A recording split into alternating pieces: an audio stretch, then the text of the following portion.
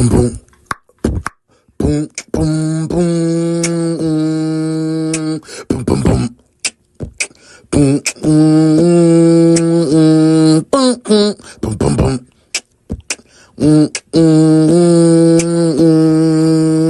Boom, boom, boom. Going to work. Boom, boom, boom, boom, boom, boom, boom. Boom, boom, boom, boom. Boom, boom, boom, boom.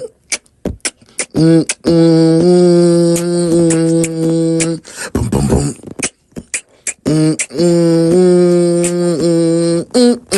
We going to work. Boom, boom, boom. Boom, boom, boom.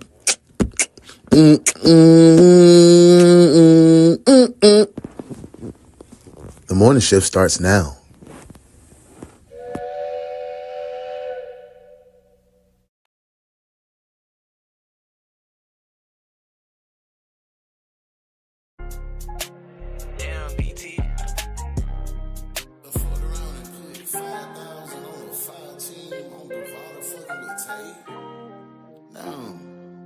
I try my best to dodge temptation, but these hoes stay on my line.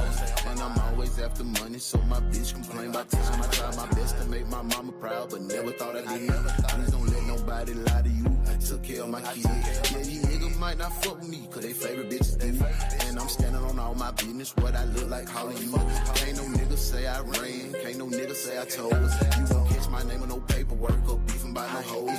Shit, I know my family using me, but where is they gon' run? But they think I'm leading Dante wrong, but I treat them like my son. And I told them we gon' be rich, and I put that on my mama. And I'm stepping on everything about them, and I put that on the mom. For real, for real. I'm just trying to hit on my parlay. Then break bread with my people, I'ma make sure we all straight.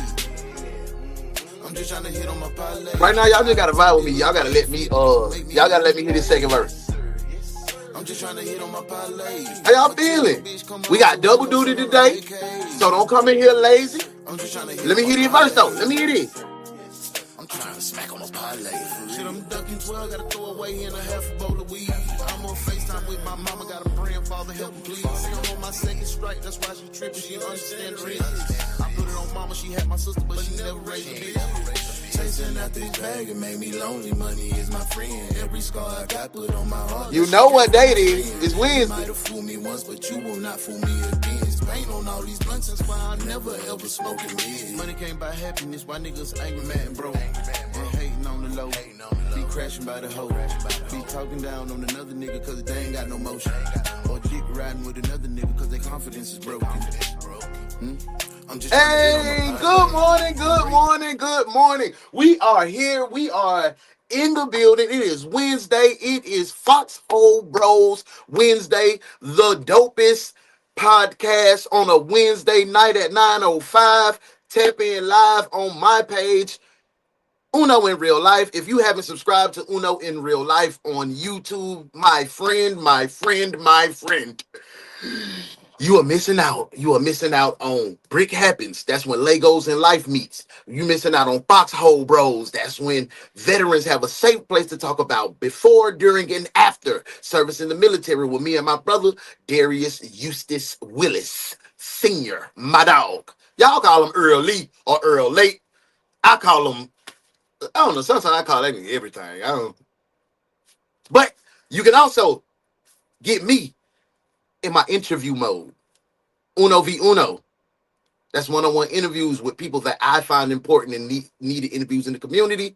If you're not on that Uno in Real Life, my friend, you are slipping. We just got our 100th subscriber. Will you be 101?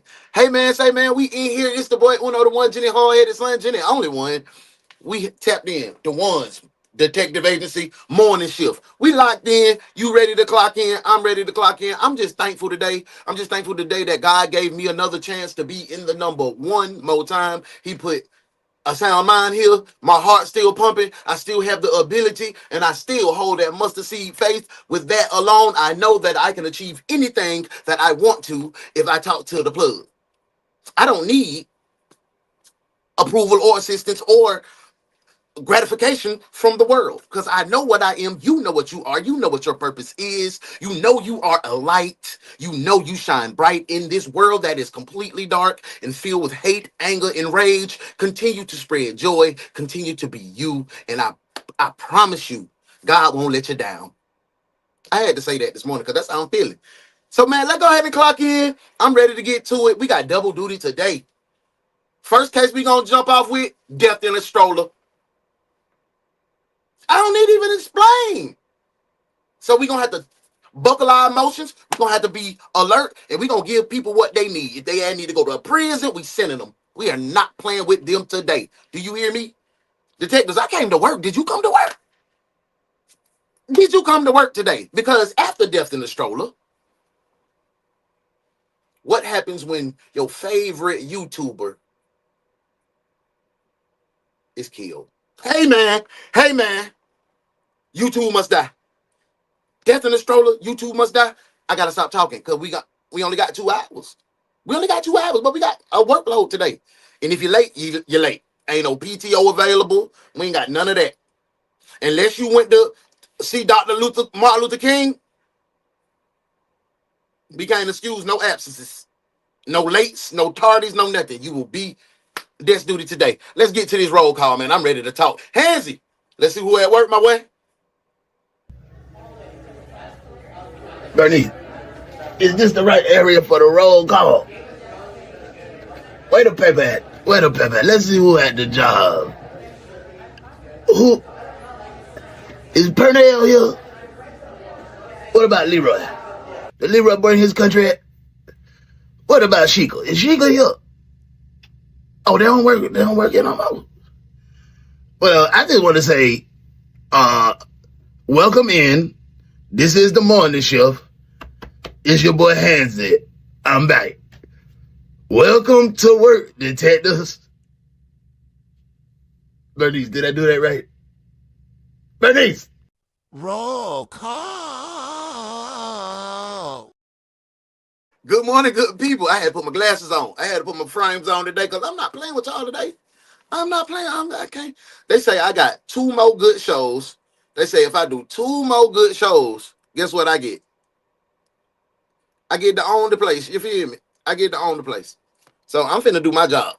You do your job. Hey, that's me. Good morning, good people. Look who the first detective in the door is. That girl Muff. Muff in the building. Make sure you tap in and follow my girl Muff attention to detail. You know what? You know what it is. You know what it is. That's my family. Tap in with her. What up, Muff? Everything good your way? It's my girl. Hey, boo. My lead detective in this thing, Shell. How my boy? Hey, y'all done free my boy? Did he get probation? Did my boy get probation? Because I'm about to send a lawyer. About to send a lawyer over there so my boy can get free. Free my boy Six God, man. Yo, Aunt said, what's up, Six? Hey, good morning, good morning. Mother said, I ain't stealing. You already stole. When you came in here, you commented, you stole XP. Prepare to have your write-up on your desk when you come home, when you come out of this case today. Yeah, all the rigmarole. You started it. Hey, good morning, Shell. Smoking, what it do? Always good to see your face in the place. Hope everything good your way. Good morning, good morning, good morning. Hey, look at it. What's up, town? You all right, see? You good? How them girl? How my niece? They smooth? Man, I ain't seen them in a minute, man. I know I need to see them, shout out for real. I need to see them. I need to pull up. Y'all need to pull up or something. Yeah, thanks for being here. Hey, Beauty 25 Angel, good morning.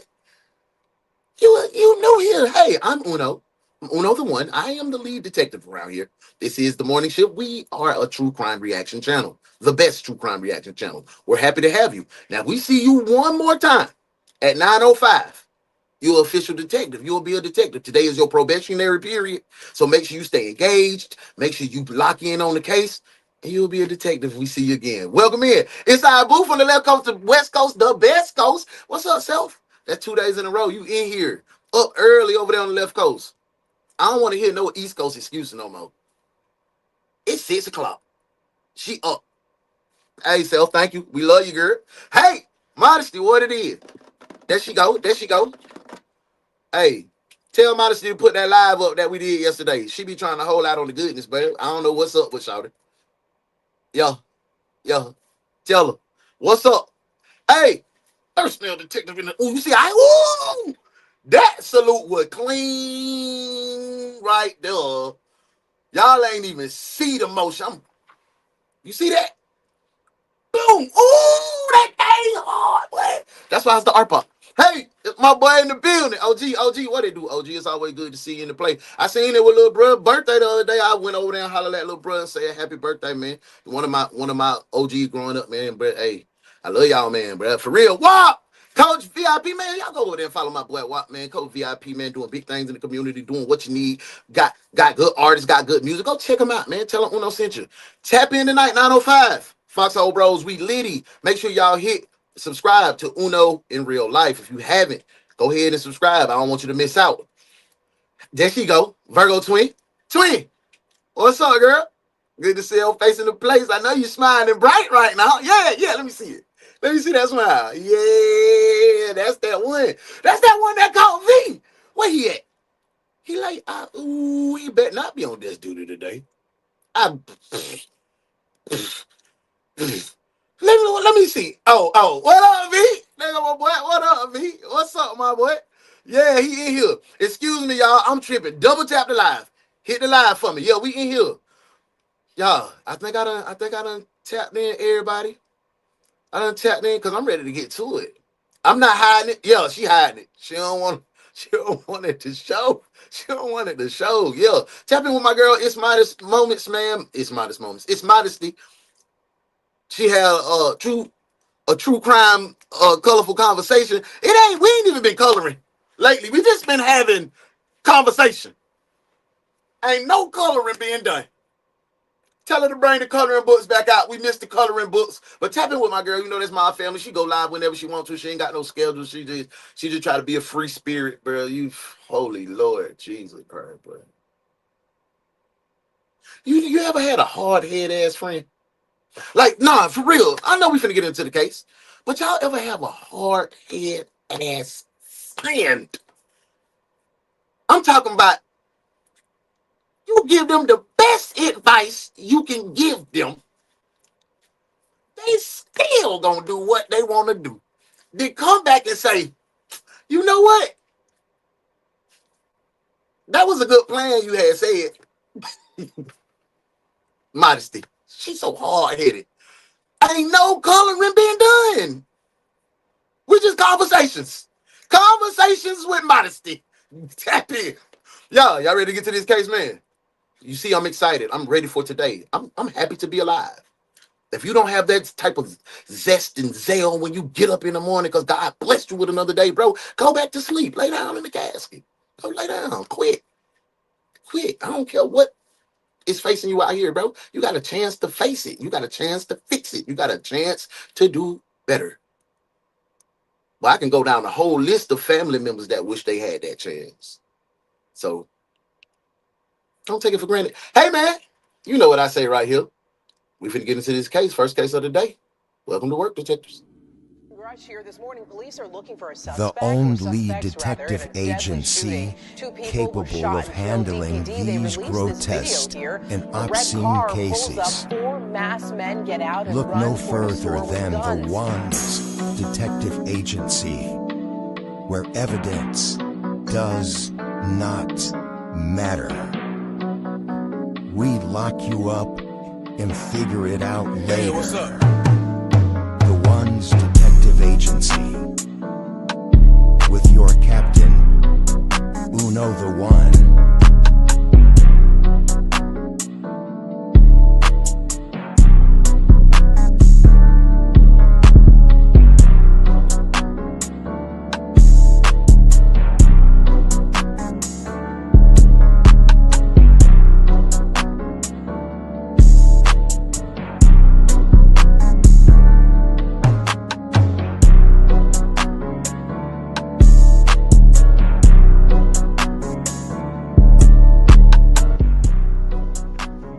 Welcome to the Ones Detective Agency. I'm UnoDaOne. Welcome to work, detectives. Let's get to work. The baby was unconscious. He had bruises from head to toe. Excuse his name. You're gonna be under arrest right now. I get him in trouble. I have nothing. I have no support. I have nobody. What are you protecting? What happened? I was gonna be next. After years in foster care, a 3-year-old boy is reunited with his mother, only to suffer a horrific accident just 3.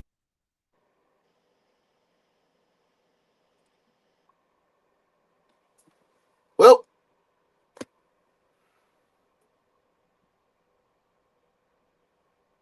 this one finna be a doozy, y'all. So hold on.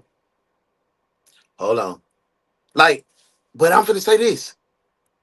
If they took the baby away at 3 years old, that had to be abuse. That took the baby away, right? Y'all took the baby away. I don't even know the story. From just what I'm getting, if you took the baby away from 9 times out of 10, from him saying she ain't got no help, daddy ain't nowhere around, to a mama that's probably done lost her mental, can't even deal with the baby, probably beating on the baby, y'all or not feeding the baby, or malnutrition or whatever on the baby, and y'all took her away, right? Y'all took the baby, or the baby boy or the baby girl away, and y'all bring her right back.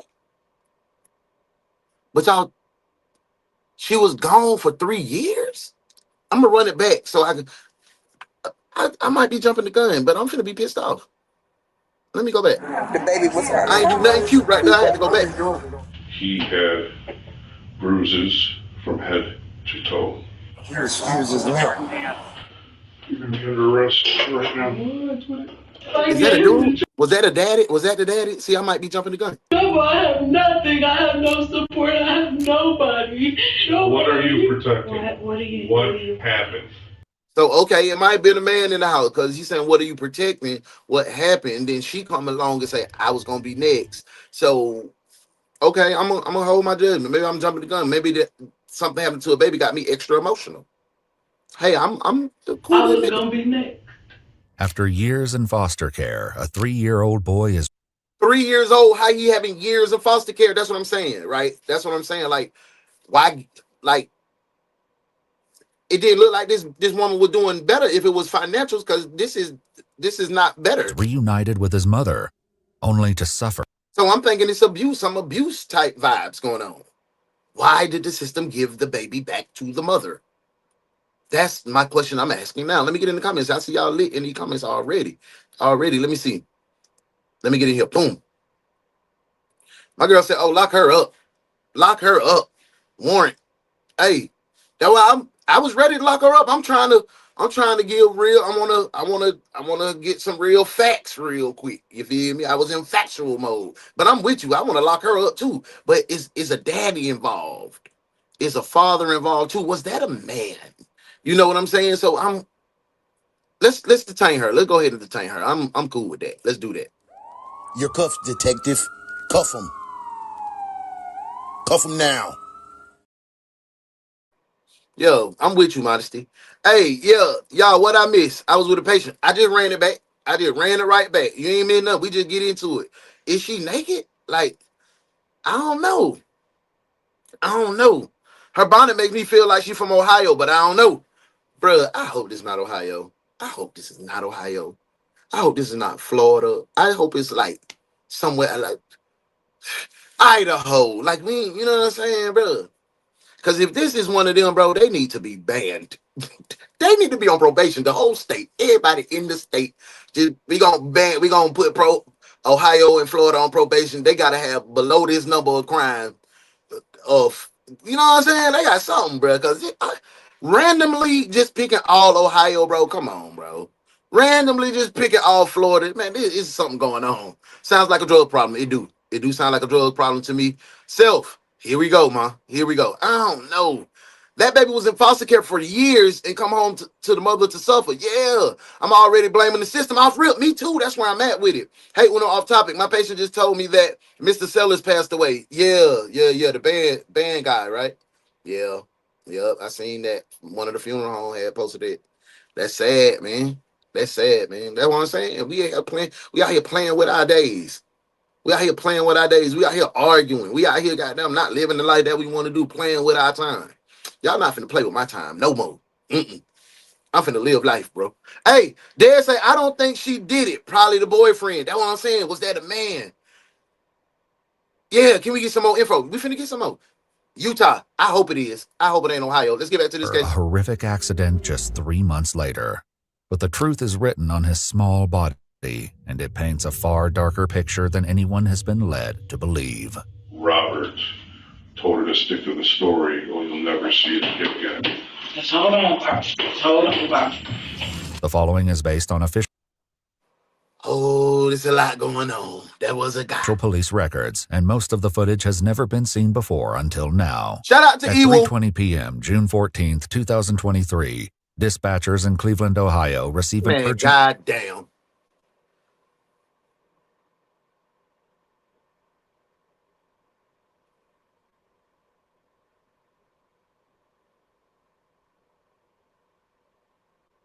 Ohio need to be banned, bro. They got to be on probation, bro. What is going on, bro? What is up? Cleveland EMS with the address to the emergency. Yes, we need some paramedic here on 79th and Euclid here, and I believe this Borden Square. Is this at the Family Dollar? Stop breathing. I guess she's fell in a park, a water park. She's been... Because I'm like, damn. Officers with the Cleveland Division of Police arrive on scene, where paramedics have already begun life-saving efforts on 3-year-old Curtis Witcher, who is still unresponsive. God, he was a handsome little fellow, man. Dang, he was a handsome little fellow, man. God, damn, man, bruh. What happened in there? No, he was not here. She came up and ran in the dollar store and asked all of us for our phones. We all called 911. It's gonna be a wild one, bro. I don't mean to call him. And we're gonna take us some mental health breaks, too. He was giving them air, and I was trying to search for his pulse. He did not have a pulse since he got here. I mean, what happened to the baby, though? Like, we don't know. She said he fell. Yeah, she in the van. She had 2 kids with her. A double They said, are they going to take him to the hospital? Yeah, we're going right now. Okay, but do you know if he has a pulse yet, at least? We're going to talk to her. She said in the back of the van. And she's pregnant too. Yeah. Why you having all these guys are going to Rainbow children? Babies? Sorry, y'all. Why you having all these children? You got a double stroller and you pregnant. Nah, you out here barefoot and pregnant. Just out here raw dogging like, man, get yourself together, shawty. Stop having all these babies. Stop bringing these innocent lives into this world because you a dog. You a dog. I don't give a damn, baby. You a dog. You a filthy dog.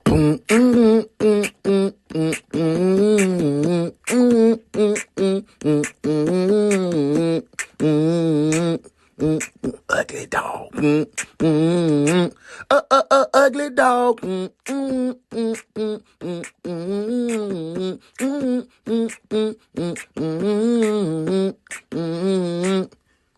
Ugly dog. Hey, I'm gonna teach y'all something real quick.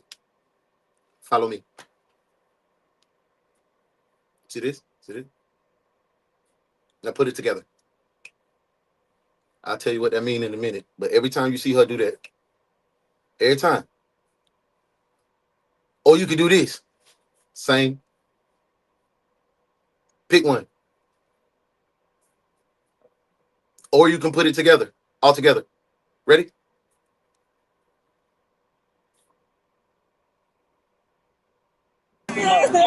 Okay, we'll see you at the hospital. With the mother in distress, the officer instead heads inside to speak with a store employee in the hopes of getting more information. She says she was at a... Professor Cupcake in the building. What's up, man? I hope everything good your way. You're in a good place and in a good space. Welcome, welcome in. You a seasoned detective. You've been here before. You understand. Hey, man, a little late in here. It's all good. It's all good. We glad to have you. But we're going to go ahead and get you on desk duty. You be in charge of the warrants. Welcome to work, detective. Get in here. Get in here. You're the first late detective to come to my office. You know what? It's not my office anymore. It's your office now, late detective. Desk duty. And clean it up in here. Looks like a pig's been living in here.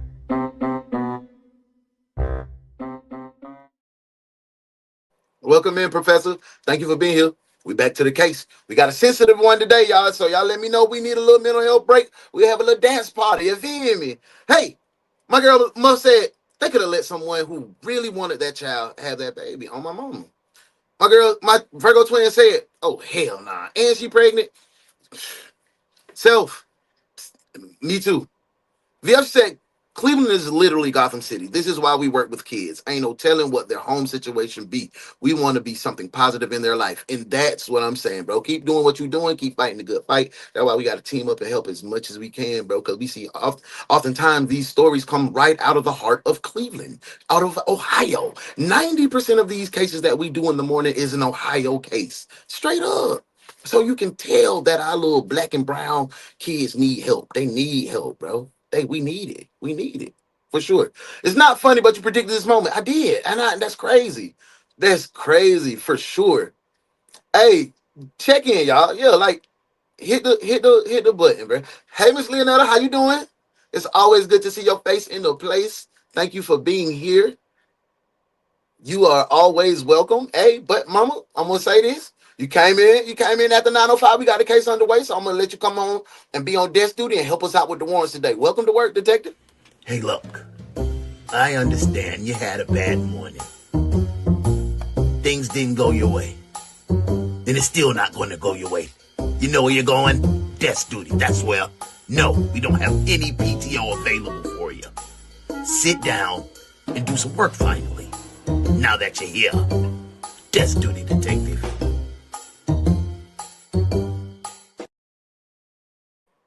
Let's get back to it, y'all. Water park somewhere. Death in a stroller. Case 1. She came in here and asked me if I would call 911. She said that nobody would call 911 for her. I don't know where it happened. Hey, she appreciate got that, Dez. Hey, Detective Dez said, drop and give me 50. If you're new to the channel, if you're new to the case, if you're new to the place, this would mean you go to the right-hand side of YouTube. You'll see 5 emojis. Heart, a smiley face, a celebration, a surprise, and a 100. You pick your favorite one. Right now, we just need love because this one's strong right here. So pick the heart, hit that 50 times. When you tap that button 50 times, you come back into the comments and put 50. That's how I know you locked in. That's how I know you one of them ones. That's how I know you a part of the ones detective agency and you engaged in the case.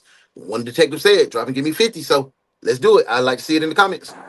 The baby was unconscious. He also learns the mother had a second child with her, and they both arrived in a double stroller. The one that's in the ambulance, the one that's, was perfectly fine was back here. Yeah, okay. So when me and the white guy came outside, he just straight unstrapped him and took him out and laid him on the ground. And gave him CPR. Until you guys got here. He was just there. Backup arrives and quickly gets caught up to speed. Okay, so mom's right here in this white van. Karan's in the back of there. They've got a 3-year-old. Thank y'all. They're working on. I don't think she's not conscious, not breathing. They're doing CPR right now. I don't think we know the circumstances. Not the mother's just dead, so I didn't even try to talk to her. She's in the white van in the back. Yeah, she's got another. Make sure we get her information. Yeah, please. The mother is identified as 30-year-old Tamika Eggleton, and she's transported along with both children, 3-year-old Curtis and 1-year-old John, to Rainbow Babies and Children's Hospital. Meanwhile, officers attempt to figure out where Curtis may have suffered the fall, but hit a dead end. She said this happened at a water park. Is there like an outdoor kids That's what I'm saying. Not that I know of what kind of sprinkle machine would be over here. Because if it is, she walked not a scene. No. She came in here with the kid already injured. It's crazy. With no water parks nearby, officers radio their colleagues at the hospital, hoping they can ask the mom for a specific location. Very hard to get information from her right now. Thank you. Thank you, Self. She said the kid fell on his head. Thank you, Cheryl. At the water park, she put him in the stroller just for a little bit so he, calm down and recover. And then moments later, just... Her story ain't even right. They say she talking about she got injured at a water park. Ain't no water park nearby. Ain't a water park nearby.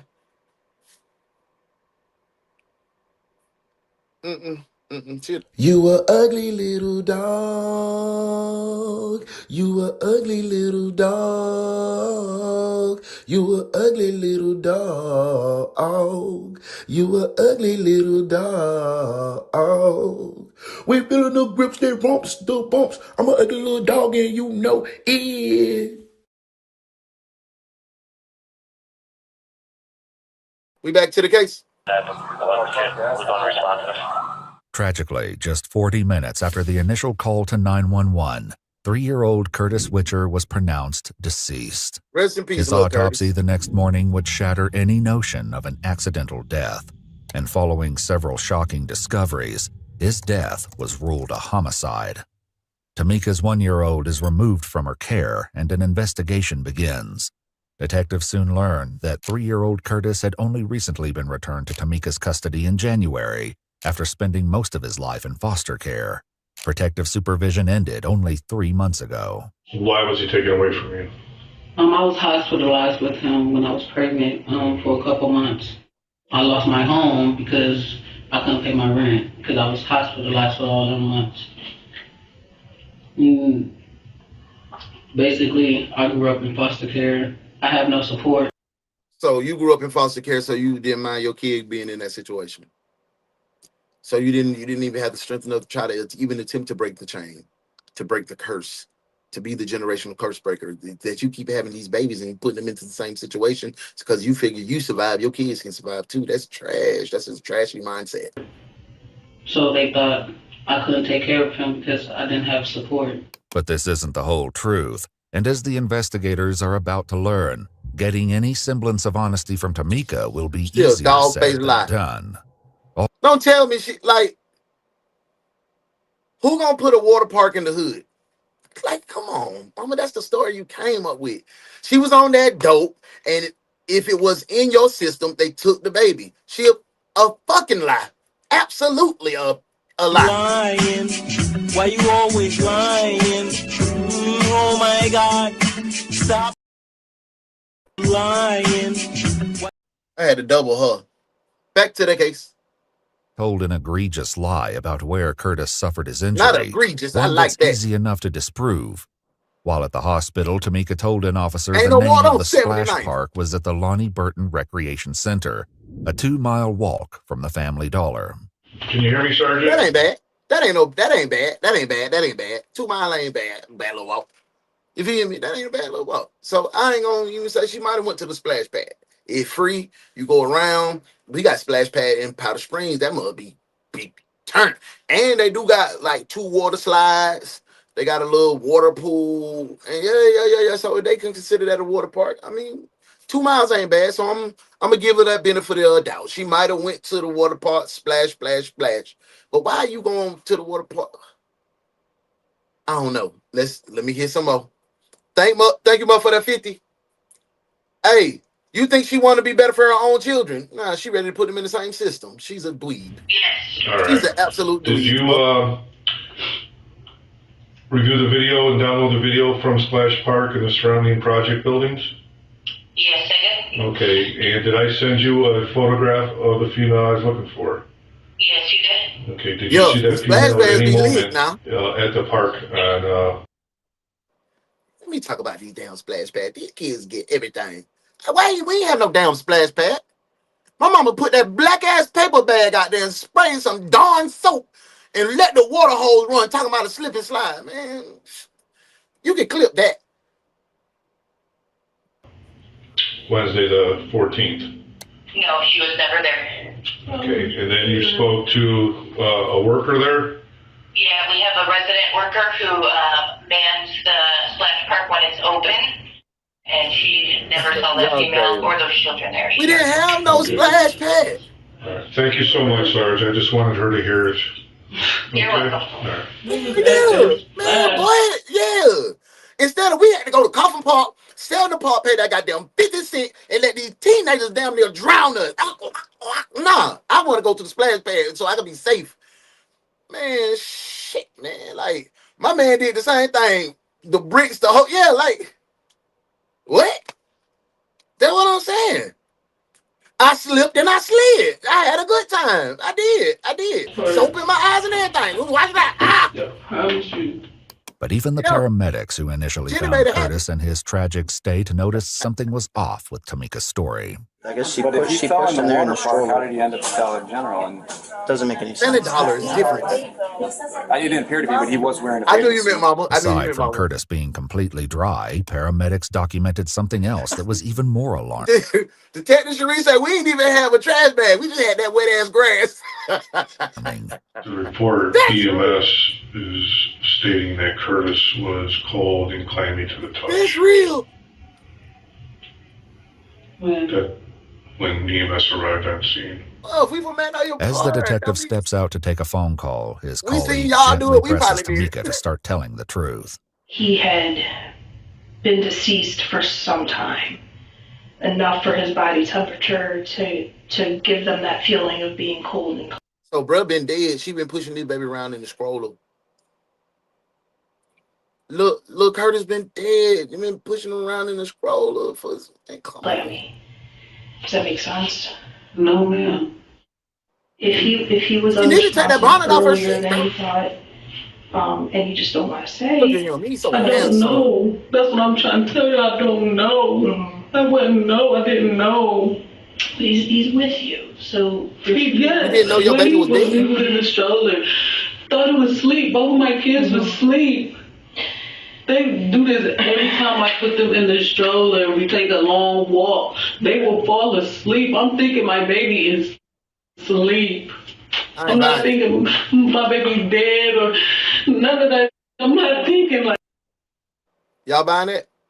She didn't know. She just put him in the stroller. She took that 2-mile walk from the splash pad, and little Curtis was sleeping, and she thought little Curtis and little 1-year-old was in their sleep. Y'all believe that? Lying. Why you always lying? Oh my God. Stop your lying to me. Big lies. When he returns, the detective shares a disturbing detail from Curtis. And that's another thing. You out there in that damn Cleveland heat, because I know it was hot out there if you going to the splash pad in Cleveland, get hot. Now, you walking, you got that black ass stroller. Where the water is, well, you ain't have none of that with the baby, did you? Mother, she say lies. She don't deserve that water bottle. Nope, we don't believe it. Self, not at all. So you don't check on your kids not one time? Nah, and you don't push them babies in that goddamn heat for 2 miles, and I know they'd have been out there because it take you about, the push in that stroller, stopping at stop signs and whoop, whoop, whoop, about 2 miles is going to take you about 45 minutes to an hour. You ain't pushing it hard. You ain't, that's weight. Come on, baby, you're a neglectful parent. You trash. I'm gonna call it what this it is. Autopsy, one that sets. Hold up, wait. What I say? What I say? What is she? I'm gonna tell you what that means in a minute. On a defensive path. He actually had marks across here, and they were like almost like whip marks. Okay, and they call pattern, so it was consistent all through his midsection. You whipped the boy on his name. Yes. You're a dog. You're a dog, bro. I'm gonna let him finish. Okay. Bad enough where even the tip of his penis was. Oh, hell no. Nah. Oh, nah. Did y'all hear that, bro?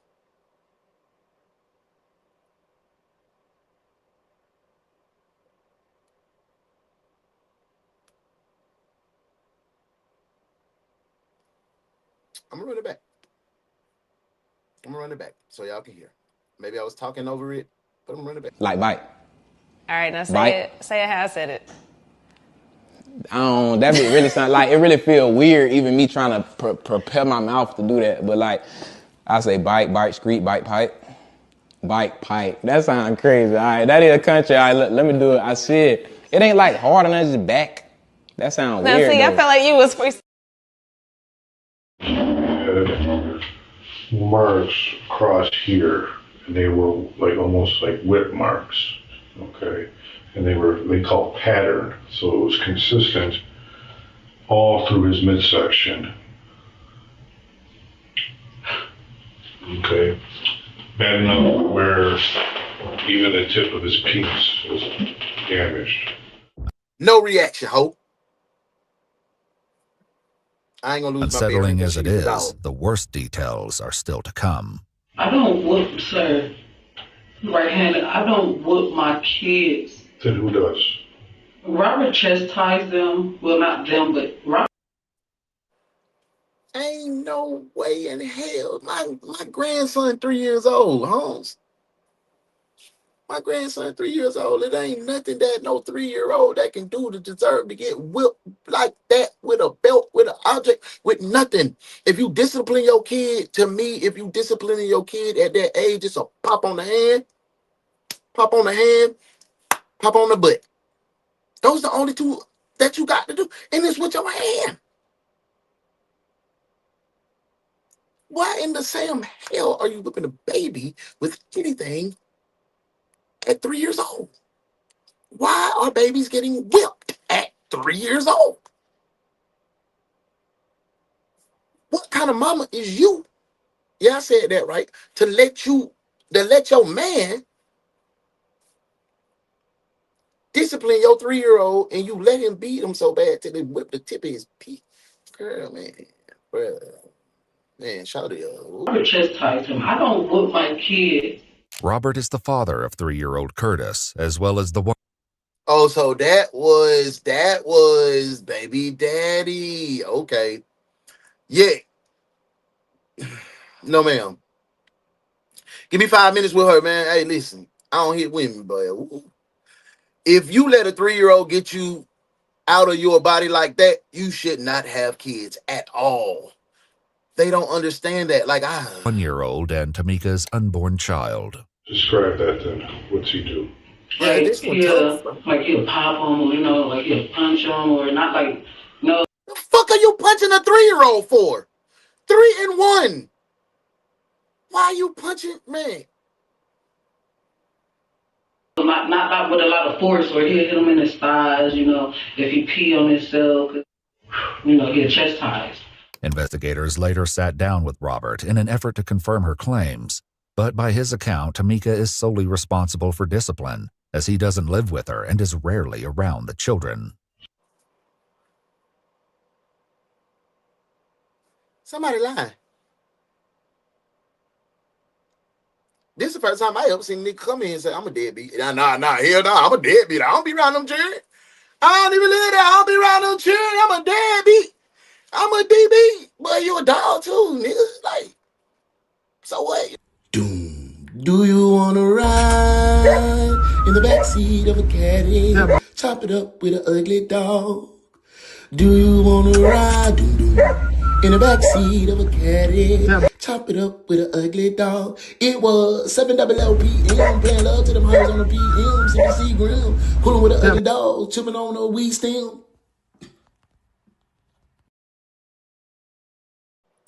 Leonetta, I don't understand why girls let their man whip your kids to that extent. Absolutely. My mama used to let my stepdaddy handle the discipline, but she was right there. When she said, hey, that was the last leak. It wasn't no extra. He lying, she lying, they lying together. I thought he was handicapped. Nah, he just, in the beginning, the way that woman was holding his hand, I think he was spazzing out because he was hearing the stories. I was thinking the same things. You just come by to hit and dip my boy F them kids. Oh yeah, on God, because she going. And then facts. In I had to hit it with the my Charleston eye, White. corner, don't give me no snacks. That's what she presents to me. I don't whoop my kids. I do. You stand in the corner. That is my punishment, because I know how it feels to get beat. That's why you beat yours. Punishment is standing in the corner. I've never whooped my kids. I don't pop my kids. I don't whoop my kids. I don't do none of that. That's the only time you showed emotion. They said your kid is. She would want me to pop him and pee on himself. She wants you? Like you say you gonna whoop him, but you don't. Tamika claims that 3-year-old Curtis often wet himself and peed in his bed during the night, P3! Something that made Robert particularly angry. Does Robert put his hands on you? Yes. Oh my God. How Somebody lying physical was that somewhere. kid?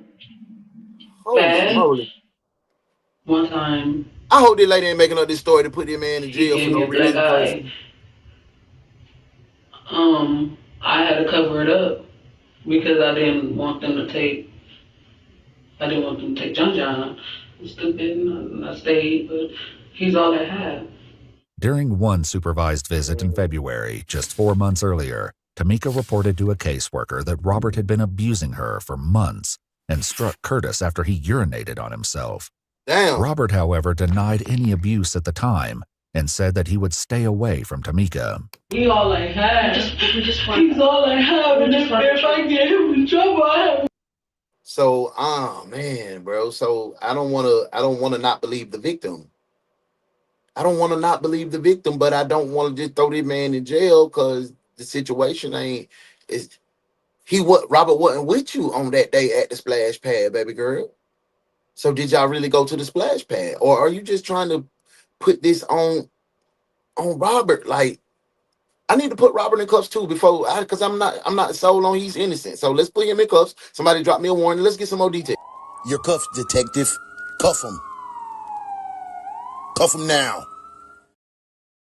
Muff says, my mama ain't play that ish. My daddy only hit me 5 times in life, and my mama got in his ass each time. That's real. Hey, but you let him do it, says Miss Leonetta. Hey, Muff says, come on, dude. That's my dog. He wanted to come in. What do people expect of a 3-year-old? I used to go off on my daughter for acting like Lil Lay was grown as her. She's a baby, 3 years old, trying to learn how to live. Absolutely. I'm like that with DJ. Because they be trying to, I'm like, nah, man, he's just 3. He 3. You know what I'm saying? So they kids, and that's what we have to do. We have to say, hey, kids, I know you trying to develop your baby, but that might be a little too harsh, you know? And we got to be those parents that ooh, me and modesty on Mars and Venus, we got to talk a topic about raising teenage kids. Y'all make sure y'all tap in, but that's a good one. That's a good one, Muff. I ain't gonna wear that because we got more work to do. We got another whole case after this. So, hey, they both guilty. I agree. Self said warrant drop. Thank you, boo. DB, what's up, bruh? Hey, fam. Hey, had to start working early the past few days. I couldn't make it to the show. Just wanted to pop in and show some love. Hit my 50. Hope everyone doing good. What up, DB? I hope everything good your way. It's always good to see your face in the place. Hey, DB, I know you working early, but you know you got 2 jobs. Hey, look. I understand you had a bad morning. Things didn't go your way. And it's still not going to go your way. You know where you're going? Desk duty. That's where. No, we don't have any PTO available for you. Sit down and do some work finally. Now that you're here. Desk duty, detective. Welcome in, DB. Nothing. I have no support. I have nobody. Literally, I have nobody. What are you protecting? What happened? Are you willing to? What's up, love? Good to see you in the place. Good to see your face in the place. Seeing you on yesterday. Glad you can stop by. You know how it go, man. You in here. We appreciate seeing your face. Hey, look. I understand you had a bad morning. Things didn't go your way. And it's still not going to go your way. You know where you're going? Desk duty. That's where. No, we don't have any PTO available for you. Sit down and do some work finally. Now that you're here. Desk duty, detective.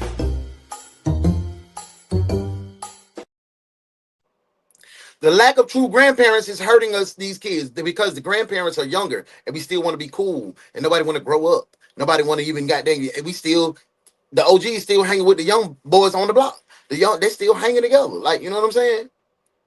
Like, I don't get it. That's why. Brick Habit's gonna be lit. Make sure y'all tap in tonight. Foxhole Bros. What up, DB? Des, I agree. He did something. I do too. Love said, I will tell my boys Do to your kids what you want me to do to you. I don't play by none of my grandkids, all 8 of them, and you better keep it like that every time. Might want to go ahead and reserve that for the rest of the week. I got you. You could be the desk duty captain for this week, bro. Cap Slick was giving out that desk duty. You know, I just slide it in there. I slide it in there, man. I slide it. Like, and she's not even crying for real, not at all. Thanks, love. Thanks for being here. Y'all ready to get back to this case, man? Because we got a whole nother case to go now. We got a whole nother case to go. Let's get back to it, man. Y'all let me know if we need a mental break. Go to prison for I got a the rest of dance your party life. set up. Or- Everybody gonna hit that walk. Hey, one more time. Let me teach y'all. One more time. Follow along with me. Y'all want to know what that mean now? Dumb bitch, broke bitch. I told y'all I'm gonna teach y'all something today. There's no protecting anyone at this point. We need to know. When y'all want to use that, just put some hands, put your sign language in. Cause that's what she is. I'm telling Put some hands in there. what I know. The more you continue down this path of trying to cover something, you're gonna separate yourself from the child that you have now, and you're gonna already separate gone. She don't yourself need from no the more child that babies. you're carrying.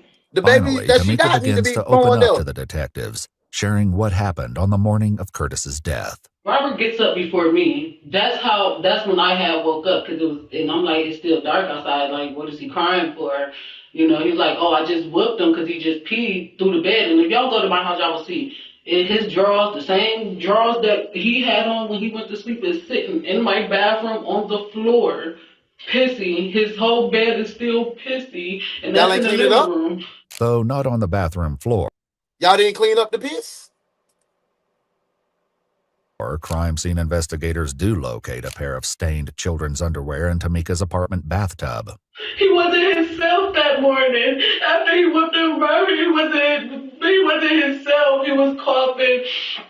He wasn't himself. He didn't want to eat. He didn't want to drink nothing. I made his favorite food. He didn't even want to eat the pizza. That's still, like, y'all go to my house. I even wrapped it up in aluminum foil, put it in a plastic bag. We gonna eat it when we got home. He didn't even want to eat. He didn't want to drink no water. He didn't want nothing. Cause y'all done beat He the didn't hell out want the baby. anything. Something okay. He probably still. Y'all done beat the He's hell out the probably baby. just not on it. He's not feeling good. That's what I'm thinking. You know, I'm not thinking. You know, he about to die or none of that. I'm not thinking none of that. He said that his chest was hurting from his dad whooping him. And when I confronted Robert about it, I was gonna be next. I'm so sorry.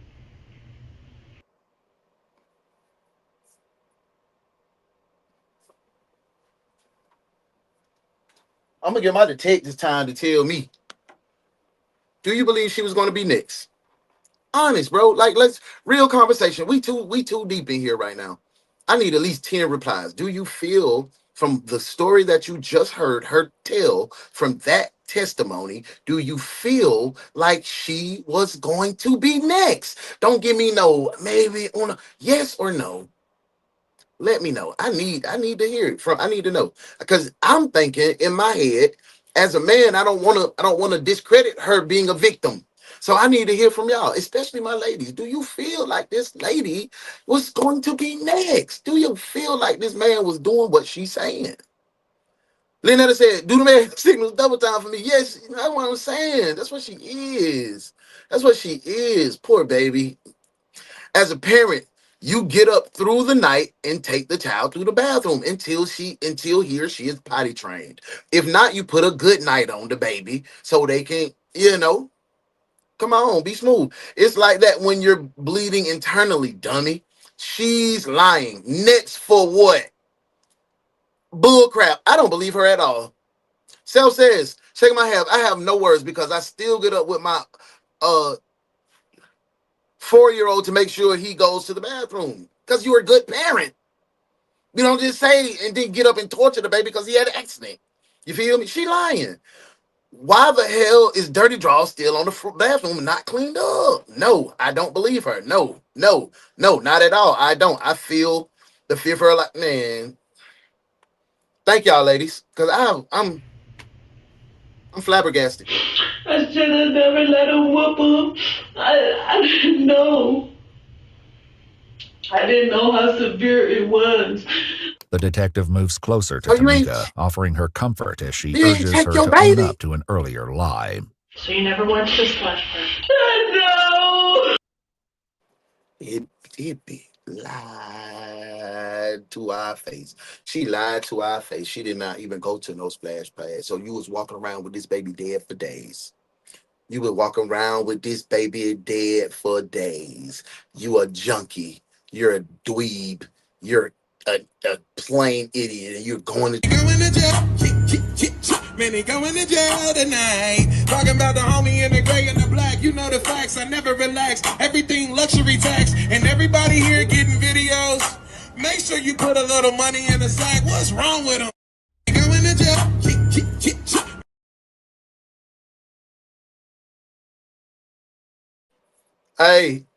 Hey, we got to lock her up, man. Like, we got to lock her up. Like, I thought it was state property. State? Yeah. This? Yeah. State? It ain't. It's the road, dude. This ain't no state property. This is private property. Oh, What okay. is your name? I want your name. Huh? So I can call down and see who gave you permission My name? on state property. My name Hubert Last name? Jones. Hubert Jones. Yeah. State property. I ain't never heard of that before in my life. Yeah, man. Tractor Supply on this? What? You said Tractor Supply on this pond right here? Crew, Trey Taylor and Crew Track. Okay. Right out there, I'm his daddy. You was daddy? And a man just called me and called Trey and said, Trey, they're fishing in the pond. He said, lock 'em up. Oh, man. Lock 'em up. Well, you better leave, man. You better leave, because I can tell you, he's going to call it on. hey, that was a good move. She got close and made her break. I'm sure this wasn't the first time. This pissing me off because the system through, because most of the people who lose their kids to the system don't deserve them back. Absolutely. I guess I definitely agree with that.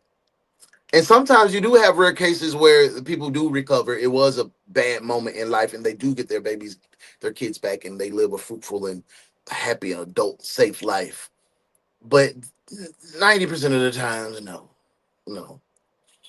She made me want to go old school and hit her with a phone book. IV bags don't leave. Oh, that was the story he told me to tell. Who told you to tell? That's the story you made up in your Robert. freaking head. Robert told me to say that. Robert, I'm not sold on Robert, y'all. I'm not sold on Robert. Why would Robert tell you to say you took them to the park? Because we just got them back. We didn't want to lose them again. Okay, but who was he afraid of finding out? But child services. From what? Okay, Robert wasn't even supposed to be around them. Okay. At all. They didn't want Robert. So Robert wasn't supposed to be around them. So Robert said he don't be around the kids. So around the kid at all, because he was beating on me. They didn't want him around them, but I was still allowing him because that's their dad. Yeah. Robert has yet to hear any of Tamika's allegations against him. When asked, he openly admits that despite promising to stay away from Tamika, he spent the night with her on the eve of Curtis's murder. She's just dumb. But by his account, Curtis was fine and unharmed when he left for work early the following morning. So he spent the night, got some coochie and slid. Like Muff said, you a cum bucket. He pull up and drop off anytime he wants to because you available. Where he remained all day until receiving the tragic news of his son's death over the phone. Still, investigators act on Tamika's claims, not realizing the story they've been told is about to take a much darker turn. Oh. You're going to be under arrest right now. I love my son. I understand. Well, I done nothing. This is nothing personal, but because it's a I love 3-year-old my man. That was my little man. I love my man. You're going to be held overnight. The We got to verify your story because she made a whole bunch of allegations.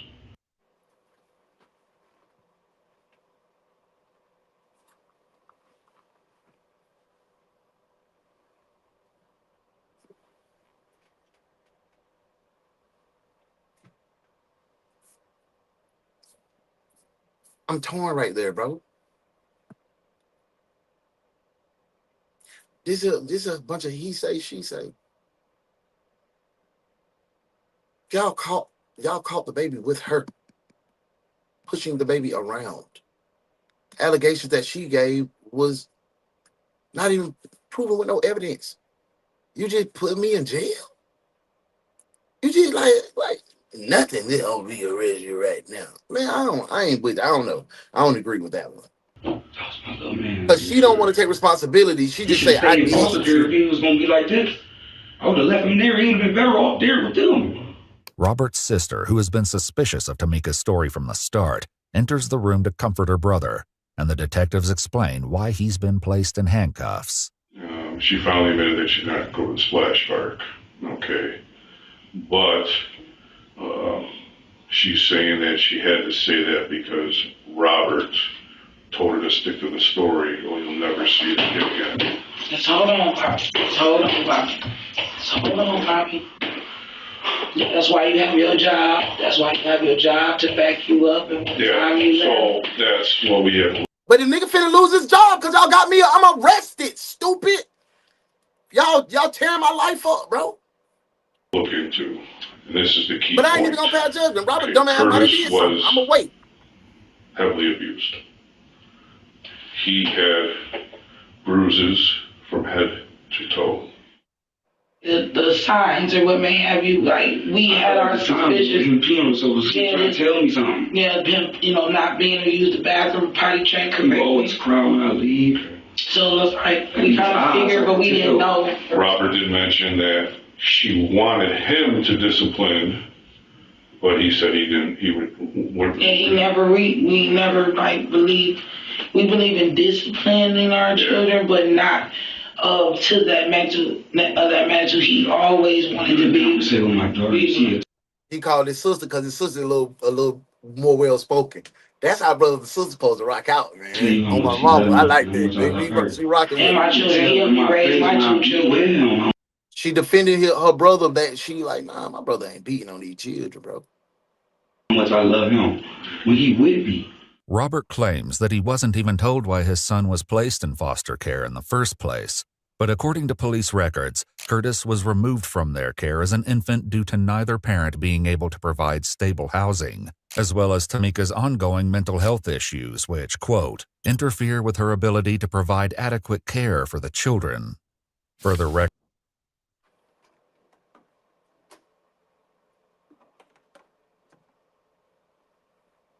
You coming? Bo's knocking on the door. I'm gonna ride for my brother too. Like, she got mental health issues that says she couldn't provide for the kid adequately. Why in the Sam hell did the system give this baby back to the mother?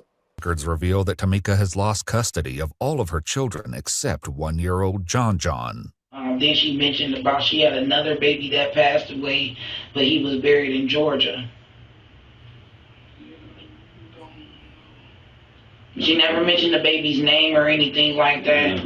And all she said was, I got a child here and a child in Georgia that's already buried, and I don't know if I want to bury my child or cremate. We never even. Sis Cheryl says they killed the baby that night. The next morning, he told her to say that she took him to the splash pad while his ass was at work. She messed up too, Self says. Yeah.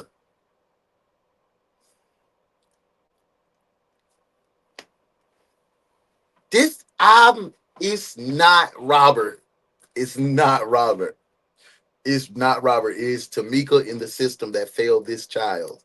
Robert, too, he's a deadbeat. He ain't got no stable backing for his kids to get away from a unstable mother. So he's responsible, too. So everybody's responsible. About the birth of the other girls and another boy. Curtis's foster mother, Michelle, raised and took care of him since he was just 1 week old. According to court documents, Tamika attended weekly visits, bonded with the baby, and even fed and changed him. However, as time progressed, she began threatening and cursing at caseworkers, refusing to take her medications, failing drug screens, and visiting less often. But according to Tamika, she had serious concerns about their level of care. But it's Robert. I had an issue with the foster people whooping him. I have paperwork where I used to complain when my son used to come visit us with black eyes, you a lie, bleeding in his ears. You a lie. Whips. He had scratch marks. He had all around his neck. He had scratch marks all around his neck. You lying. He had scratch marks. I used to complain about that, and they said there was nothing that I could do because he was not in my care. This is far from the truth. While concerns were raised about Curtis's safety and well-being, those complaints came from his foster family. One report, for example, said Tamika was allowed overnight visits, but Curtis would return wearing the same clothes, which were soaked in urine. No complaints were made about the foster family regarding scratches, black eyes, welts, or bleeding while Curtis was in their care. She's lying. She's a liar. She's a liar. She's not mentally stable, and she just finna tear her baby daddy's life apart. She just tried to tear the foster care people's life apart. It's nobody else's fault but hers. It is her in the system for giving these kids back to her because they just wanted to place the baby. I'm with you, V. Girl, shut the... So sorry. Reports also describe Tamika's lengthy arrest history, it's including her. for domestic it's violence, her. grand theft auto, resisting arrest, contempt of court, assault, and... Girl, you beating on Robert. That's why he went and got his sister. You beating on Robert. The man, come on, man. Y'all just told him, man, up. menacing. And despite a documented history of... What's it, boy, black man, boy, God. He went, I'm gonna lock you up.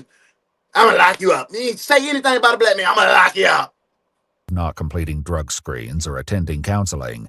In January of 2023, Judge Allison Floyd ordered 3-year-old Curtis to be returned to his mother's full custody and terminated protective supervision.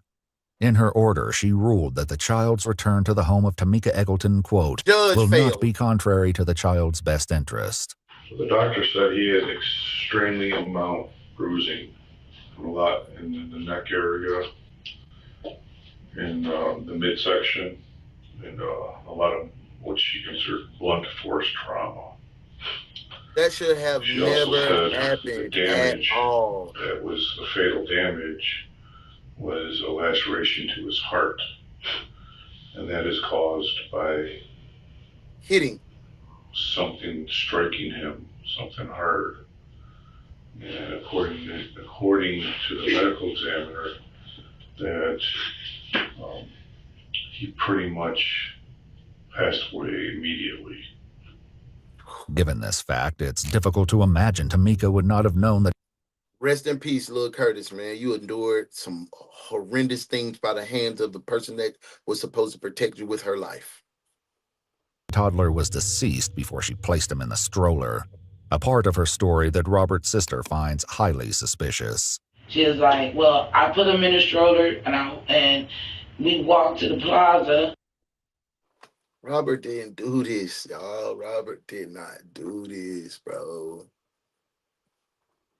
And she said that when she was at the plaza, I don't never get this invested in protecting a dude, bro.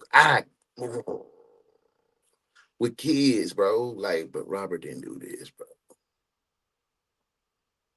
Shout out to his sister. She ain't riding for him for being out here selling dope or nothing. She like, bro, my brother's at work, man. He don't do nothing to no babies, man. Around and noticed that Curtis was unresponsive. She said she just bust out screaming, and then it was a crowd of people, and she said that a man came and got him out the stroller and did CPR. That is true. And by the time the paramedics, police came, he was already gone. Sis is running it down. When you get a detective say, "No, that's true. Yeah, that's true." Man, sis running it down. According to the autopsy, the 3-year-old was likely deceased before he was ever put in the stroller. Abrasions and It would have been Robert. It would have been Robert. Look at that baby, man. He a handsome baby. Like, golly. That just brings tears to my eyes. Oh, my goodness. Robert ain't harming any kids. He might not be a good daddy, but he ain't tearing up no kids like that. Thank you, everyone that hit the like on the. Thank you, man. This was tough. This was tough. Guys, we almost to the end of it, y'all. Neck and torso. We almost to the end. Y'all rocked out. Y'all rocked out for sure. Belt. He was struck with such force that it lacerated the back of his heart, causing his chest cavity to fill. So, the bruising pattern consistent with being hit by. I gotta hear it. By the time the paramedics police came, he was already gone. According to the autopsy, the 3-year-old was likely deceased before he was ever put in the stroller. Abrasions and lacerations covered his head, neck, and torso. The bruising pattern consistent with being hit by a belt. She lost control. She lost control. When you get to hitting a baby all in his head and his neck, and you hit him with a belt. So you hitting him with the buckle. And it wrapped around and oh my word. He was struck with such force that it lacerated the back of his heart, causing his chest cavity to fill with blood. Hey man, drop and give me 50 right quick, man. We need some love in the room for sure. Right here on the right hand side, YouTube, the heart that's on the top. 75. We need 75 for the love, man.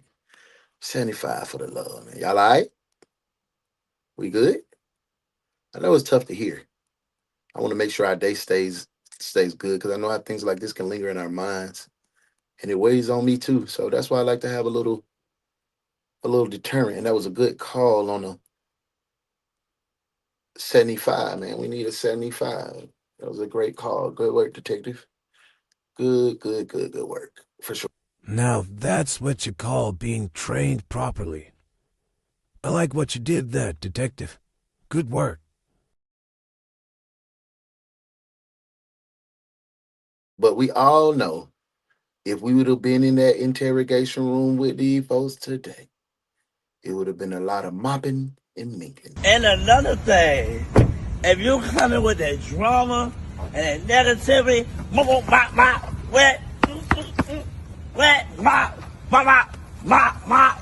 me, Now how we gonna punch these? How we gonna punch these folk down? Hey, let's be strong. Let's finish this out, man. We got another case. I didn't know. I promise you, I didn't know. He lost that blood so quick, he would not have lived for minutes. I didn't know, sir. What happened? I'm telling you, that's what happened. That is exactly what happened. So you're telling me Robert beat him and left, and you put him in a stroller. Now you're amazing.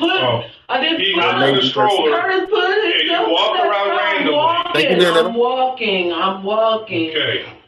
I'm walking. And then I'm thinking that they both fell asleep. Girl, you beat them baby babies wasn't down. breathing. I didn't know none of that. I didn't know. Surveillance footage shows Tamika casually walking down the street toward the Family Dollar. Her 1-year-old child in the back appears upright and alert, but 3-year-old Curtis is slumped over the front, completely unmoving in his seat. Given more time to think, Tamika recalls that Robert is the one who ultimately put him in the stroller. He carried him, put him on his shoulder, put his seatbelt on him. We started walking the path that we said, and we went our separate ways. So when you guys, was Robert planning on going to Family Dollar with you? I believe so. I can't really say I believe he was. And he had received a phone call, and he kissed us, and he went his separate way. But this remains to be seen, given Robert's claims he was at work all morning. Yep. Surveillance footage captures the moment she arrived at the Family Dollar around 3:08 p.m., but the video does little to support her claims that this is the moment she discovered the 3-year-old unresponsive.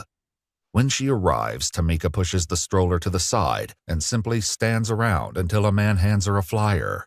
She tucks it into the stroller and, without acknowledging her children, continues to simply linger nearby. Finally, she peeks into the store, but doesn't appear to ask anyone for help before closing the door. Then, without ever once touching Curtis, checking for a pulse, or attempting to wake him, she heads inside and asks for a phone to dial 911. Only now does the gathering crowd realize the toddler is pale and unresponsive. Bystanders quickly pull him from the seat and lay him on the curb to perform CPR, while Tamika begins jumping up and down as if in a sudden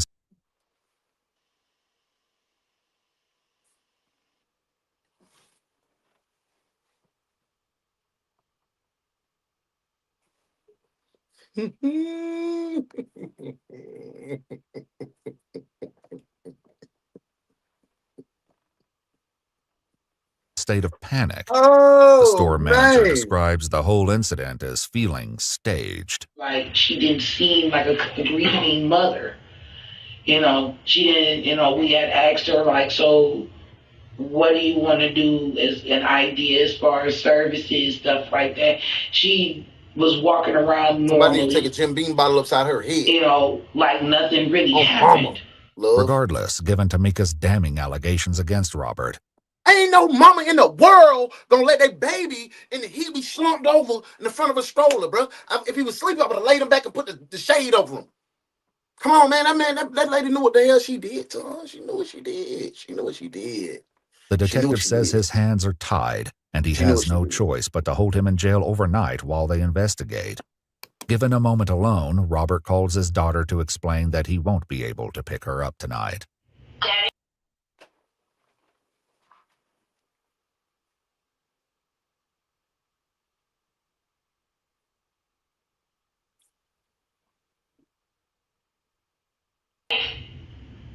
I'm gonna leave you stay with your uncle because I told you she said she was gonna tell her a whole bunch of stuff, and then I'll verify my story. Okay. Hopefully I'll be out by tomorrow, okay? I know I'm gonna be out by tomorrow, but I love you. I love you more. No, I love you more. No, I love you more. I'll see you tomorrow, okay? Okay. He then talks to his daughter's mother, who speaks out in protest once she learns that Robert will be going to jail. You can't put somebody in jail without, they can't do that. Like, what the f*** are they? Downtown in the Justice Center. Oh my God, because I'm trying to get work, and at this point, I'm ready to come up there because that doesn't sound like something that should be happening, Bobby. I'm with you. You trying to grieve He your nasty. you trying to, and they trying to put you in a jail cell to collaborate this, to collaborate that. And I understand, you know, but it just don't seem like proper protocol when you got somebody to say that I was at this place at that time. That's your story. You been with things. But Robert, you on there with your BM, you ain't even let her know that you had to spun by your baby mama house and laid up with her. You didn't even let her know that. So you got her feeling a certain type of way too. And you put yourself in this situation because you can't control your freaking meat, bro. Hey, ain't nothing ever happened to my child. Still, they're told there's nothing anyone can do but wait for the evidence to come to light. No, I love you, Bobby. I love you. You're going to take care of this. We're going to get through this. I'll see you tomorrow, okay? Okay. Man, that's what I'm talking about, sis. Investigators would later confirm that Robert got on a bus to work as early as 8:19 a.m., nearly 7 hours before Tamika would begin her walk to Family Dollar. Time cards and surveillance would prove he remained at work until he received the call about his son. Additionally, after speaking with a neighbor, investigators learned that Tamika would often talk about Robert, complaining that he would not discipline the children or so much as raise his voice. Tamika's own foster mother would go on to describe her as someone who could lie. And we done been so fucking programmed to say, oh, it's him, it's him, it's him. That man ain't have nothing to do with it. And we put him in jail too. Very convincingly, but the evidence speaks volumes. Robert was released after spending one night in jail with no formal charges against him. In a devastating discovery, Curtis's autopsy revealed evidence that he had been beaten repeatedly in the months leading up to his death, a reality that cut deepest for his foster mother, Michelle. After he was returned to Tamika, Michelle still tried to visit and look after him, refusing to stop caring for the child she loved and had planned to I took her adopt. for a lady that 5 loved that days thing. following the murder of 3-year-old Curtis Witcher, That's Michelle 30-year-old picture. Tamika Eggleton was arrested and later indicted on 1 count of aggravated murder, 2 counts of murder, 1 count of felonious assault, and 1 count of endangering children. And In falsifying September of fucking 2023, statements. Tamika gave birth to her new baby. According to court documents, the infant and her 1-year-old son have been placed in a foster care home together. On June 11, 2024, Tamika pleaded guilty as part of a plea deal, and 2 of the 5 counts were dropped. During sentencing, Tamika told the judge, "I should have never gotten him back. I wasn't fit to be a mother." Curtis's foster mother, Michelle, also delivered a statement. She faced Tamika directly and told her, "You are no mother. You're a monster." The judge sentenced Tamika Eggleton to a total of 31 to 35 years to life in prison, with 409 days credited for time served. If you'd like to see select new videos early and help us... She will absolutely get out, and she'll get out. How y'all feeling? How are you guys feeling? That was an emotional roller coaster. I did get a little emotional because she almost ruined him, man. She almost ruined him, and she killed her baby and then tried to put it on her baby daddy. Then she get 30 to 35, and they say to life. So that means a possibility of parole. So she getting 30, say 30. She ain't doing no fair time. This state, Shawty can do 85% of her sentence, but good behavior should be out in 15 years. She 30, she'll be 45 years old. The age I am now. Still got a lot of life left. Hopefully God don't clock me out, but still got a lot of life left. Still got ability to move forward. Still got ability to be fruitful. Look, Curtis don't get another chance. Look, Curtis don't get another chance, man. That's so lame to me, man. Hey, man, say, man, you know what we gonna do? We finna book this girl up, throw her in prison, and then we gonna come back with case 2. I told you it's double duty. I don't care what it look like. It's double duty. Next case. Y'all ready? You Two Must Die. That's coming up next. Booker. Why did you break into Lois Walker's apartment? We didn't break in nowhere. You were there, you had guns, there was no key, and there was a pick. Now that adds up to breaking and entering, and that adds up to 15 years hard time. Don't say nothing more. We don't have to answer no questions. You heard him give us our constitutionals. We don't have to answer nothing. No, you don't. And maybe you don't have to purse a murder up either. What's with this murder bit? You forget Joey Coloma? We had nothing to do with that. Doesn't look that way. Who cares how it looks? Might not be that bad, Steve.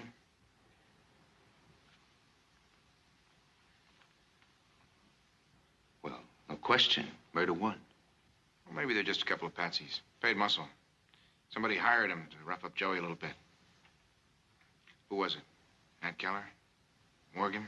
Who? You got no right to question us unless we want, and we don't want. So book us or let us go.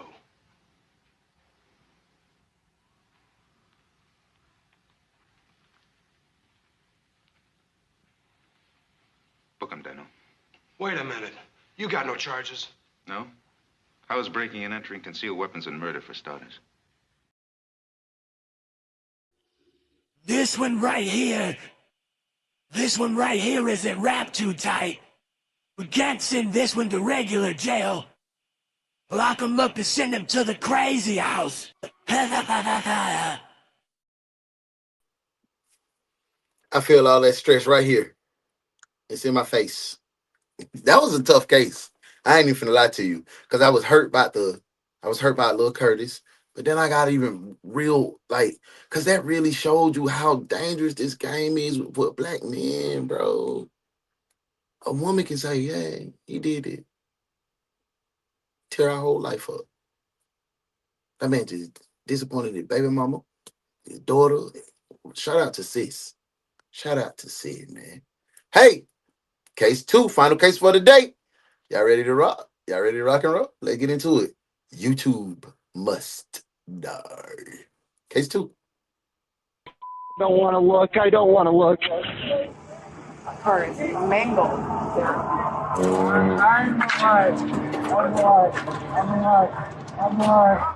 Oh, damn. I hit somebody.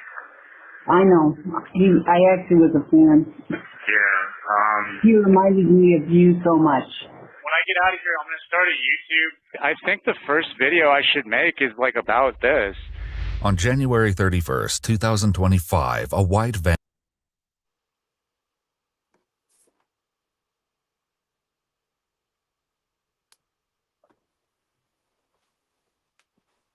I just posted on Facebook a post this morning that said, thank you for the real content creators still dropping real content. Not Trump baiting, like not rage baiting, not click baiting, not AI posting as true videos, like real content, like what we're doing, what the mob does. Shout out to those people. But this month, taking the death of somebody to get rich off of YouTube, that is trash. That is trash. And I hope YouTube would ban something like that. Straight up, you a dog, off top. Do you wanna ride in the backseat of a caddy? Chop it up with an ugly dog. Do you wanna ride in the backseat of a caddy? Chop it up with an ugly dog. It was 700 PM, playing love to them hoes on the PM, sipping Seagram, pulling with an ugly dog, chipping on a weed stem. Ready to vlog. He just ran somebody over, killed somebody, ready to vlog. Yeah, Muff, I'm here for it too. Yeah, bro. He said it. He said it. He said it, bro. And smashes into a car stopped at a red light, leaving the beloved YouTuber known as Desert Drifter in critical condition. But what first appears to be a tragic accident unravels under scrutiny as disturbing evidence pulls the case in a shocking new direction. So he was a YouTuber. He was his mom's, one of the dude's mom's YouTube favorite YouTuber. So It's almost like it sped up before it even got to him. There was no. You'll see. The following is based on official police records, and the footage has never been seen before until now. Just after 10 p.m., dispatchers. Is it because the first case was so heavy that this one feels heavy too? Is it because of that? Did we compound? Do I need to do this one tomorrow? Like, be for real. Be for real. Let's have a real conversation. Do I need to finish this one tomorrow? Do we need to make this the case tomorrow? This one feels heavy too. Because this seems like this man was just YouTubing and his YouTube had just took off. And we know the work that it takes to make your YouTube successful. And he was just sitting at a red light. Probably going home to his kids, to his mom, just to his house to get the next day started. Y'all let me know. Let me know. In Grand Junction, Colorado, were alerted to a severe crash involving two vehicles at a four-way intersection. 911, this is Chennai. What is the address of your emergency? Hey, Me too. I'm on the corner of North and First, and there was a crazy accident. Okay, we need ambulance here. Yeah, we're getting a lot of calls. Are you involved? No, I was not involved. I'm told I don't want to look. I don't want to look. Don't look. Okay. Nearly a dozen calls flood in, including one from two witnesses who saw the incident unfold. The guy was driving sporadically. We could see he ran a red light before. He was hauling butt down the road. And oh my God, baby, we got to stop. And you said it was a van or whatever kind of vehicle? I can't tell what it is. It's like a utility van. That's the one that ran the red light and smacked into this other vehicle. And I can't tell what the other car is, but it's nasty. Like a sedan of some kind. Something like that, yeah. Officers arrived to find the white van with smoke pouring from its damaged engine. A second vehicle lies overturned against a building, its frame crushed so badly it's nearly unrecognizable. Yes. Oh my word. Keep talking to you until they get here, okay? Hello. There they are. Bitch, did you come up there talking about hello?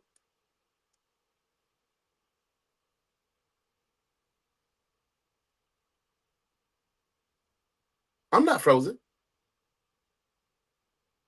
I'm pissed off though. This man came up there talking about hello. So you mean to tell me, out of all the jobs in America, you chose to be a dispatch? It asks those type of questions. I heard that Barnum and Bailey Circus was hiring for clowns. Damn, dispatch is dumb.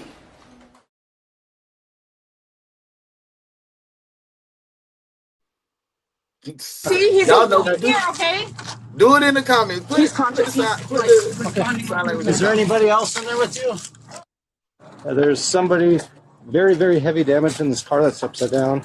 One person trapped inside. Is that a person?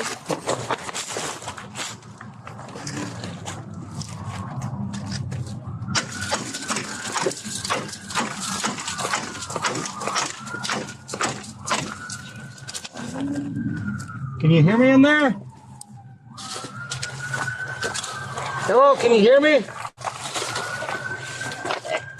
there anybody else stuck in that one too? Yeah, there's a guy that can't out. Okay. You try to talk to him and get him woke up. I'll go check on that guy. Oh. Are you okay? Hello. He's breathing. He's breathing? He's breathing, okay. But he is unresponsive. Okay, is there anybody else in there? Are you by yourself? It's just him. Hey. 35, 58. Are you okay? I know you were just in a car accident. You're okay. You're okay. You're gonna be okay. Can you? We're gonna need at least 2 ambulances. He's not responsive. Will you guys try and go on the other side? Yeah.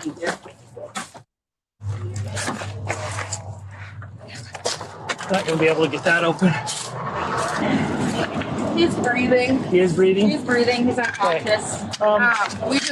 He's buckled. We're gonna have fire. Get him out. They're gonna have tools on him. Man, we gotta move He's him. on the passenger side. Is he awake? He's breathing. He's not conscious. He's buckled in there. Copies. The driver of the overturned car is later identified as 36-year-old Andrew Martin Cross.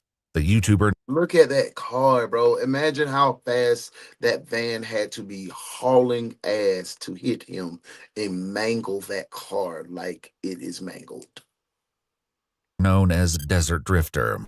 While a rescue team prepares to cut him free, an officer up the road tries to keep the other driver calm. Dude. All right, there you go. Yep. All right, just... Yep, ambulance is here. Fire truck's gonna try to get you out, okay? Bro. Okay. You're doing good. Just keep awake, all right? Bro, I'm a human. What's that? I'm a human. Yeah, you're doing good. I know, dude.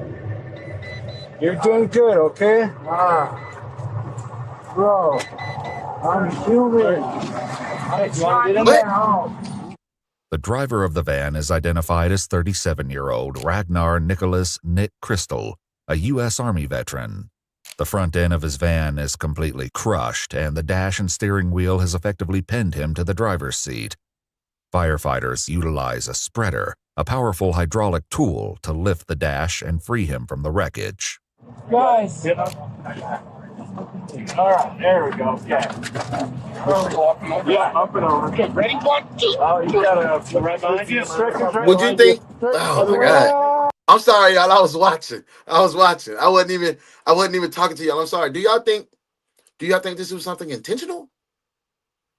Do you think he like? Do you think this was like, oh, this the YouTuber? I'm gonna go take him out.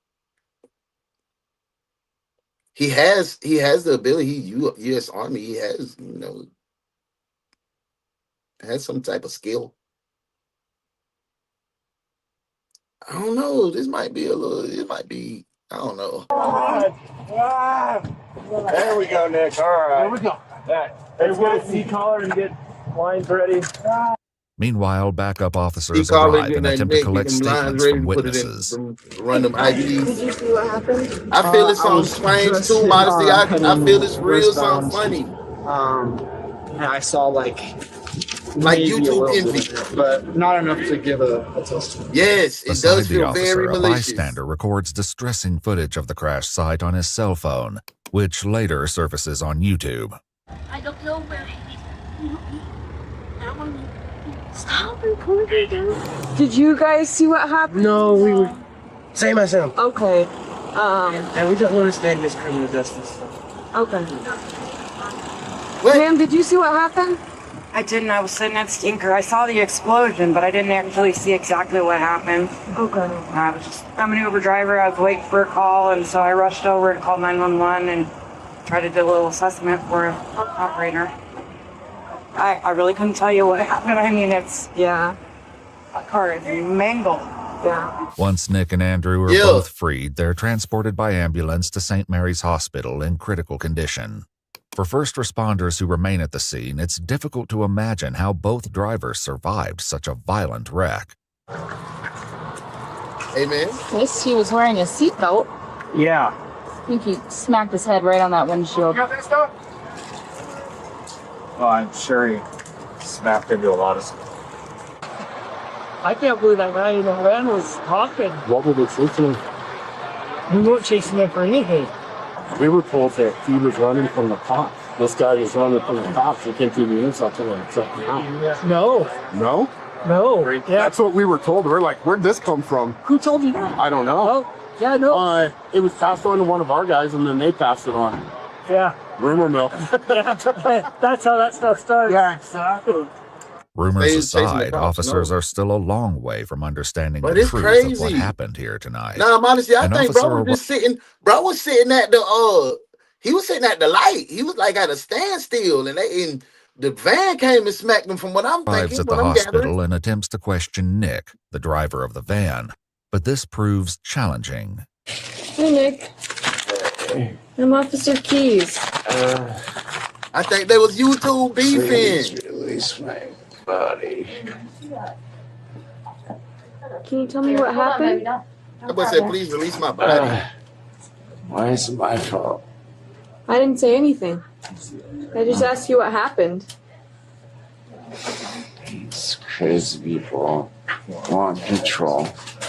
Okay. Can you tell me what your name is? Yeah, Nick Fool. Though his words make little sense, it's still too soon to determine whether that's due to injury or something else entirely. Back at the scene, officers gather statements from more witnesses, but even with their combined accounts, it's difficult to pinpoint exactly what happened. This car was facing eastbound on north at the red light. White car blows the red, smashes into this one, crashes, like it drags this thing, pushes it, and I'm thinking it trips right there at that curb. Oh shoot!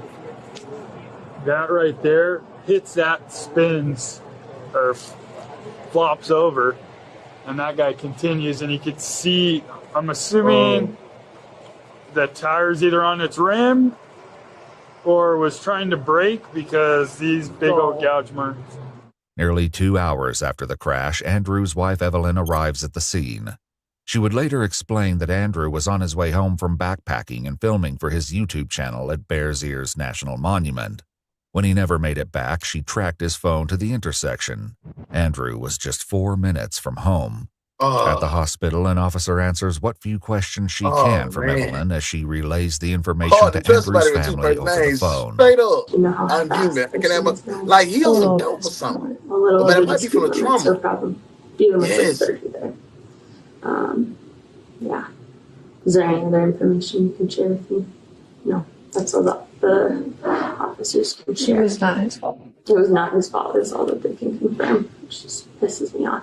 According to public updates posted by the family, Andrew underwent surgery at the hospital to control bleeding in his brain, and his condition stabilized. Traffic cameras captured the moment his Subaru Outback came to a complete stop at the red light. He was stopped. 7 seconds later, the white cargo van plowed into the back of his vehicle, sending it barreling through the intersection.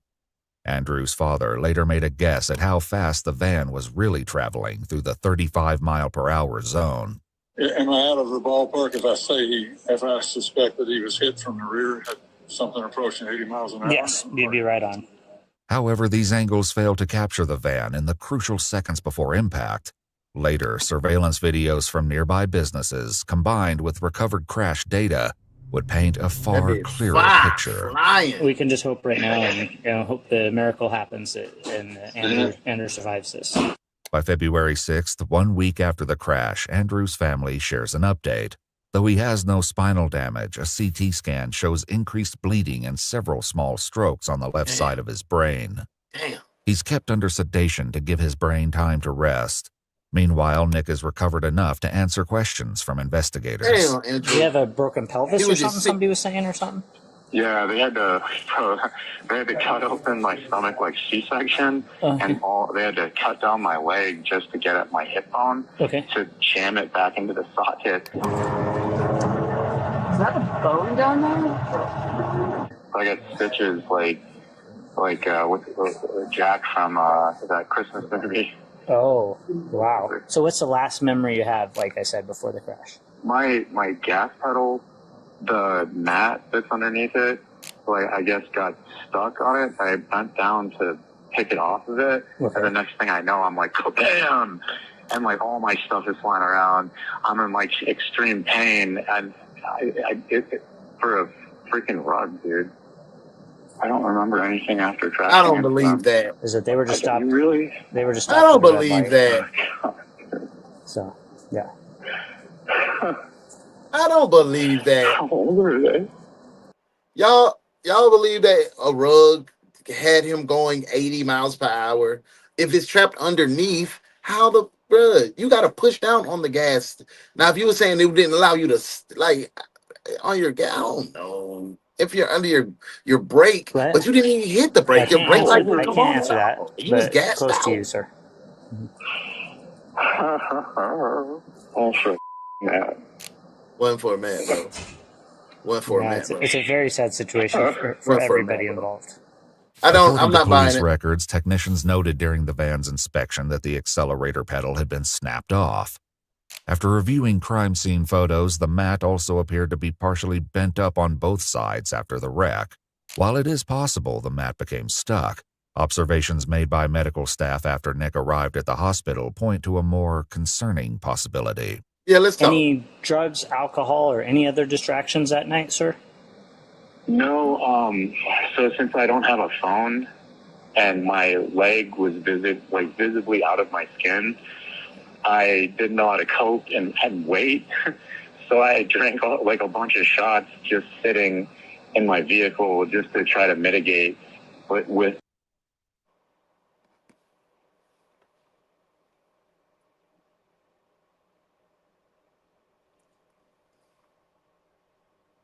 lying. Why you always lying?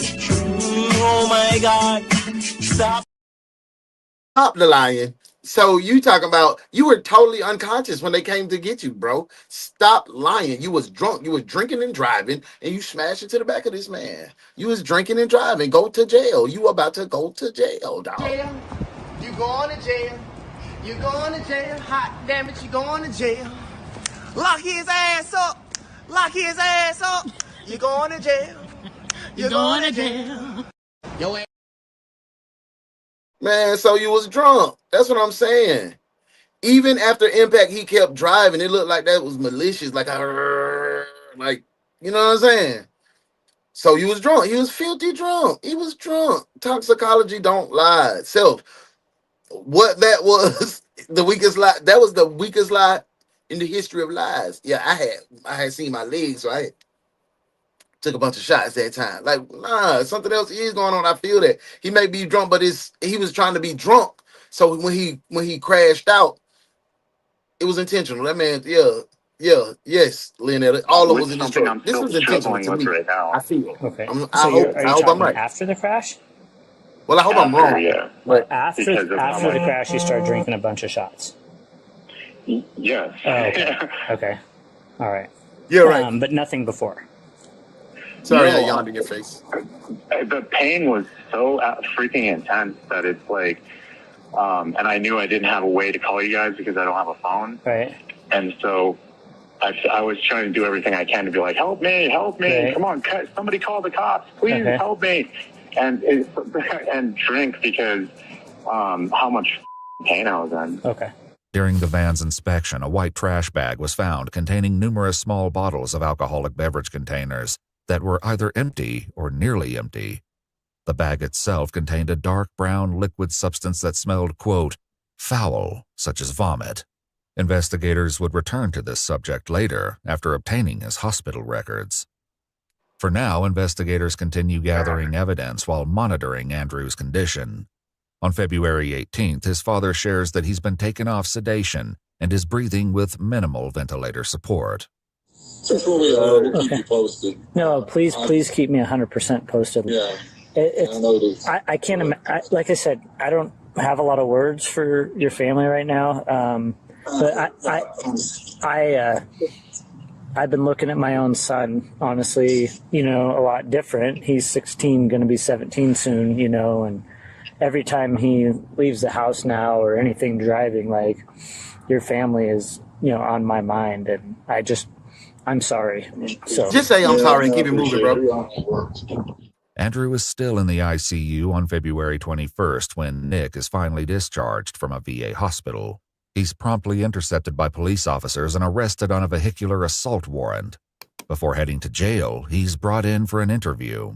How you doing, man? With all things considered, I think they're trying to keep me in a hospital to treat me as like a psychosis or like making something into something that's not. Oh, really? So I just wanted to come to you guys in case I need it. Okay. Yeah, let's get this forever. Sure, I get that. And so as far as your injuries, it sounds like you can kind of walk now and stuff like that? I can't put weight on it, but I've gotten pretty good at hopping. Okay. So I'm just trying to... I'm glad you're doing okay and that you're going to heal up, brother. No, I appreciate it. The thing that bugged me the most was that guy's not quadriplegic and he's alive. Sure. Nick shares with the investigators that before crashing the van, he'd been living in it and was traveling toward the West Coast. As of recently, I lost both my cats and I was just trying to go to the Native American ruins just to like keep my mind distracted. But that's been something that I really need is like a career. What you really need is therapy. You lost both of your cats, so you decided to go to the Native American ruins to keep your mind distracted. A job you go into, like a purpose in life. Interestingly, many of the videos on the Desert Drifter YouTube channel feature Andrew visiting ancient ruins and prehistoric sites. According to a video posted by his wife Evelyn, that's why you gotta be careful of the people around you that emulates and does what you do, that try to be you, that comes as a friend and really is a wolf in sheep's clothing and really just wants your life. Because this is what this is. He wanted his spot on YouTube. Exploring these landscapes left Andrew with a, quote, sense of peace and purpose. I came back to a country that said 9/11 was a scam and, it's like we were murderers and all kind of stuff. So it was really hard to get help and meet anybody knowing that I was a veteran. Foxhole Bros, tonight, 9:05. Have you not subscribed to Uno in Real Life on YouTube? Make sure you subscribe to Uno in Real Life tonight and you'll get more topics from veterans that's been there, done that, gotten the t-shirt. I hope to see you tonight at 9:05. Uno in Real Life, Foxhole Bros. Back to the case. Especially in like super liberal states. Okay. They had a lot more animosity. So I was just trying to drive around until I found a state that loves veterans. A veteran just trying to get back on his feet. Claiming he has little memory of the crash, Nick listens as the officer walks him through what they saw on the traffic cameras. When it hit, right, you guys went across the intersection, you shoved the other vehicle, goes... Yeah, no, I'm sorry. No, you're fine. No, take your time. No, it's fine. And so it shoves into that light pole on the southeast corner there. And then from there, your van continues eastbound along the sidewalk, comes to rest in an upright position, and the other vehicle overturned, unfortunately, from there, okay? He then returns to a familiar story, one that No, I think quickly he falls just. I think apart he was under just a vet. scrutiny. It was like being in a dream.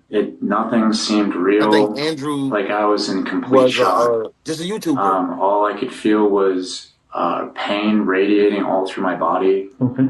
I didn't know what to do. I keep emergency shots in my. I have like emergency kit with like Band-Aid and stuff. Okay. And so I keep Emergency shots. I'm not laughing at the situation, but I'm laughing at this lie. This man say he was and I they just keep remember emergency drinking them, shots. throwing them out the window. Who does that? As imaginative as his explanation might be, it's in direct conflict with witness statements and what's clearly observed in body cam footage. Breathing. He's breathing? He's breathing, but he is unresponsive. Did you ever see him eat or drink anything while they were in front of you? No, for the majority of the time he was unconscious. Okay. I don't know how to explain it. Right. It was like, I wasn't me. This isn't real. This isn't happening. And I think it was like a dream. And so doing the shooters was like me trying to connect back to reality almost. I don't know how to explain that. Hospital records would later reveal that Nick had a blood ethanol level of 0.201 when his blood was drawn at the hospital at 1:45 a.m., nearly 4 hours after the crash. Detectable amounts of fentanyl and THC were also found in his bloodstream. Investigators also shared There went the paperwork. something with Andrew's father that has disturbing You can't get away from it. implications. We have He got a fentanyl ready in the report. system. Do you know what that is? Hear me. Report every drunk driver immediately. We have that from hours prior to the crash, out near the Palisade area. Okay. With that van. But that was quite a few hours prior, but had already reported that they were possibly, under the influence at that point. Have you ever gotten a DUI before or anything like that? Nowhere on any DOD paperwork or discharge does it say alcohol is never a treatment for any mental health. Nothing. At all. Nothing. He going to jail. He going to jail. Oh, 11 years old. Quite a while ago. According to police No, records, he's Nick just was an idiot. arrested in February of 2014 and charged with DWI, aggravated DUI. You was trying to help. You see, that's the thing. Always trying to find the ray of light in a dark soul. That bitch was a drunk. He's a for sure. He out of there. DWI and reckless endangerment. Let him go to jail. He was sentenced to 3 years of probation. However, the potential consequences this time could be That's far exactly more what he severe is. given Andrew's condition. The guy hit's not a quadriplegic and he's not dead. I have no idea what his status is going to end up being. I mean, he's still at the hospital, right? And he's still not doing very well at all. But I don't know what his end result will. He was an angry vet that was dealing with not having a purpose. He was an angry vet that was dealing with not having peace and found peace from the war crimes that he committed and coming back with bodies and being looked at as a villain in the state that he thought that he was going to protect. He couldn't handle it. It drove him crazy. So he started drinking, trying to drown his sorrow. I've seen this story about so many vets so many times throughout my life. And since I've been home and getting out, it's typical. It's what it is. He's not alert. He's not awake. And so I spoke to his father. I've spoken to his wife a few times. And so we're just trying to put it all back together, what actually happened that night. The only thing, like I said, that I know for sure, based off of the video, is that he was just stopped at a red light when you hit the back of his vehicle. Maybe this thing has changed the course of what You're our best. I don't think I would have ever forgiven myself. Like He rammed it in frustration. Yes, absolutely, Modesty. You seen where I was going. He was just disappointed and down on his luck, down on his life. Felt like he was a nobody. Felt like he didn't have purpose, didn't have structure, didn't have the. We talk about this. We talk about this. We talk about this on Foxhole Bros. How difficult it is, and he didn't. He was one of the ones that didn't recover. Even if this incident changes the course of Nick's life for the better, Andrew's father would likely disagree that it was worth the cost of what happened to his son. How are you doing? I can't imagine. What? It's not. It's messed up. Like it should not happen. No, it should never have happened. It's not even explainable, really. And it's not in any way. Like, so there's, when I've dealt with a lot of crime in my 19 years straight. There's sometimes where people are victims, right? And then there's victims. But what, right? the red light? And this is one where it's just 100%. He is a victim every way. Is there anything you want me to tell the family, or that you would say that I would gladly give my life, because I don't have one, for that person just to wake up and have one. See? He is disappointed. He is highly disappointed. He thought he would come home and be celebrated. He would be a war veteran. He would be a veteran that can go and get applause. And it's not that. It's not the movies. This is not the fucking movies, brother. It is not the movies. And people get that false sense of, oh, this is the movies because I didn't watch American Sniper or Saving Private Ryan, and you come home to a hero's welcome. You don't. You don't come home to a hero's welcome. You come home lonely, alone, and broken. And it's up to you to fix yourself from within. Or you can stay around and wallow in it. And he wallowed in it. He doesn't even show the fight that he was even trained to have. One thing about a military member, when we hit the ground, we fight the hardest. He was weak. Okay. Following Nick's interview, he's booked into the Mesa County Jail. But the case is far from over. Crash data, additional surveillance footage, and Nick's own private confessions will soon cast the incident in a much darker light. See, I know something creepy with this strange mother who's all too familiar with the victim, Andrew Cross. Hello, Nick. Oh my God. I'm so glad. I'm so glad you're alive. I hit somebody. I know. I actually was a fan. Yeah. He reminded me of you so much. Eric.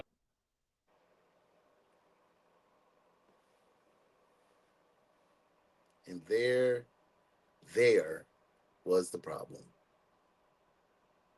I went over and did this, Mom, and you love this dude because he goes to ruins and look at ruins. And you don't love me, Mom. You don't celebrate me. You're not a fan of me, Mom.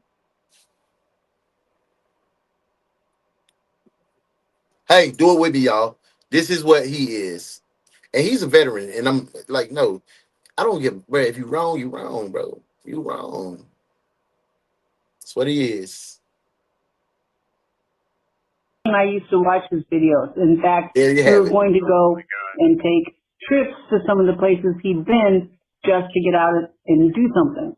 Andrew's YouTube channel, described as exploration and adventure with a historical twist, mainly focuses on solo hiking treks in both well-known and remote areas, often highlighting historical sites and artifacts.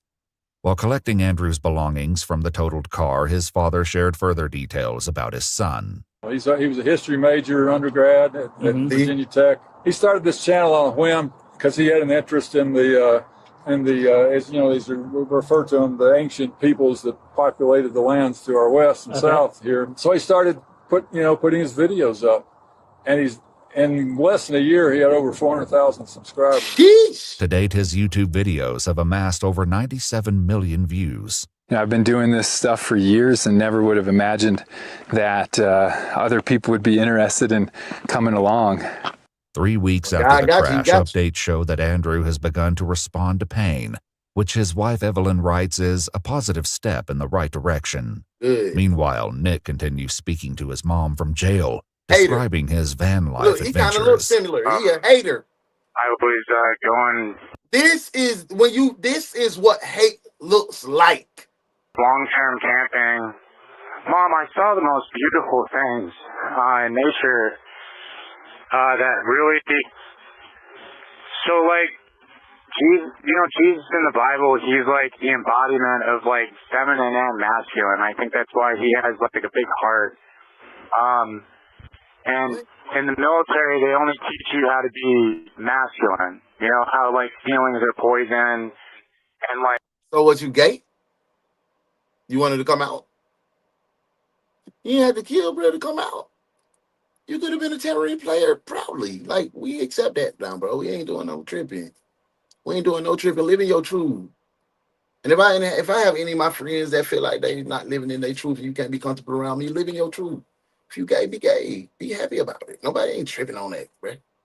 You know what I'm saying? Be happy. Just don't live in no fake shit. Like, you know, talking about your feelings is something gay or whatever. But like, when I was camping, said nobody in the military has ever told me talking about my feelings was gay. And I did 12 years in. Okay, 11 years and 1 month, but 12 years in. Nobody has ever told me that. Not my friends that went over to war and got bodies. Not my friends that went over to war and didn't have bodies. Not my friends that just did their time on shore, didn't get to go to war. Not my friends that still in. Nobody ever told me talking about my feelings was gay. Stop lying. Stop lying, I bro. saw the entire Milky Way, and I was crying for the first time in my life. And On February 22nd, Andrew's sister shares that he's developed pneumonia, but continues breathing on his own with little support. They also begin reading him comments left by his fans, who pray relentlessly for his recovery. In a video call recorded from jail between Nick and his sister, they discuss what Andrew's condition means for his case. Yeah, so I guess Andrew's going to make it out of this, which is good. Yeah. Which is like kind of a godsend, dude, if I'm really being honest with it. Given the type of family he comes from, I don't think they're going to try to, like, really mess you up, man. You know? Well, I think if Andrew makes it out of this. See, this the shit I be going through. Just because I'm a good person and got a good heart don't mean I don't, like, no, you can't just say you'll be smooth. They ain't gonna do nothing. Like, nah, bro, nah.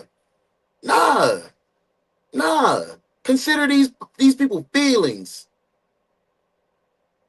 Consider that this man will never be the same. Consider he was 4 minutes away from home to see his beautiful wife. Consider that man had a beautiful page. 400,000. I can only hope to ever be that big. That means that man making 400,000. He making from 2,000 to 7,000 a month. That's a great job. Doing what I love, and you took that away from him. They were enabling him. His family didn't help his alcoholic endeavors. Dude, I'm like, I'm pretty emotional. God's like had your back on this. Like, you have to see God. Like, God crashed you both. Like, but God's kind of like coming out on this one. No, I don't want that to be on my conscience, and like, I think all of this happened for a reason. On February 28th, Andrew's sister Jenna provides another update on her brother's condition. Writing, his responses to neuro exams haven't changed. If anything, they've become less noticeable. The statistics about Andrew's likelihood to have a moderate recovery or even regain consciousness are discouraging. And it seems like the more info we get, the bleaker the picture. I wanted to say that, bro. Lady, this ain't you, his sister, you and that. God did not know. As officers visit with Nick at the jail. He did that himself. I'm tired of y'all putting that dumb, because you controlled your thoughts, because you wanted to chase after your desires, not the will of God. God had no, you didn't. He requests an update. Is Andrew still alive? He still is, but I don't know that it's looking very good. So I do know he's in extremely bad shape. but you know, his family's there praying for him and stuff. And You went to jail for murder. I don't know, man. Just to be perfectly Don't put that honest, on God. Don't do that. Don't do that to be on. No. If he makes it, That's my boy. I'm still gonna put it, like, Don't make do a that to him. YouTube about that. Yeah, that's something. Do something. Just to prevent people, because it's like I can't even sleep. I can't even. Yeah. Well, nobody care about you sleeping. I do know of Nobody folks care that about you go sleeping. around and like speak at different, like maybe I at would media like to days do it while I'm still in and have the kids see me get shackled back up. Because it really would teach a lesson. Like, bro, I'm not even joking. Yeah. As Andrew's condition declines and Nick remains behind bars, investigators continue analyzing the evidence. In the week following the crash, officers met with the nearby businesses, gathering 2 new angles of the crash. The first offers a wider view of the street, and the audio captures the moment of impact with disturbing clarity.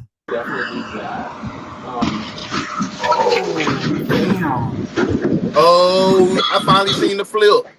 I seen when his headlights went up, but I'm finna run this back. Y'all gotta see it. Y'all gotta see it. I'm finna make it big. Let's go.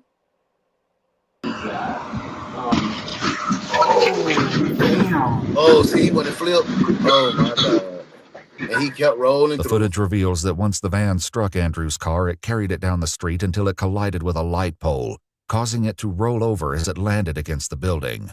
Another nearby business caught a similar angle, but one disturbing detail stands out. And then it's crazy. From way far away. And that is almost like it sped up before it even got to him. There was no. He did it on purpose. In video footage recorded on an officer's phone, the van can be seen gaining intense speeds before smashing into Andrew's car at the stoplight.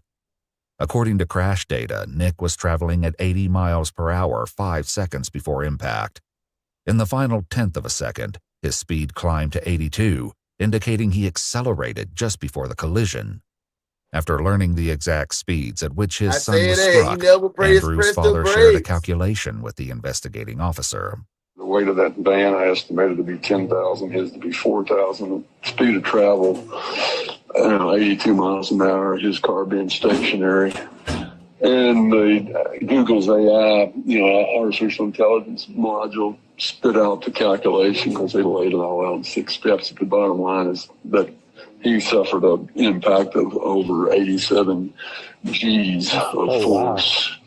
The report also notes that a stuck floor mat would not explain this acceleration, and that a reasonable driver would have applied the brakes. Despite all the data, nothing could explain what compelled Nick to speed up before striking Andrew's car. I've been through some tough stuff, dude, and I didn't have a means to react because I have insecurity issues and PTSD, this kind of.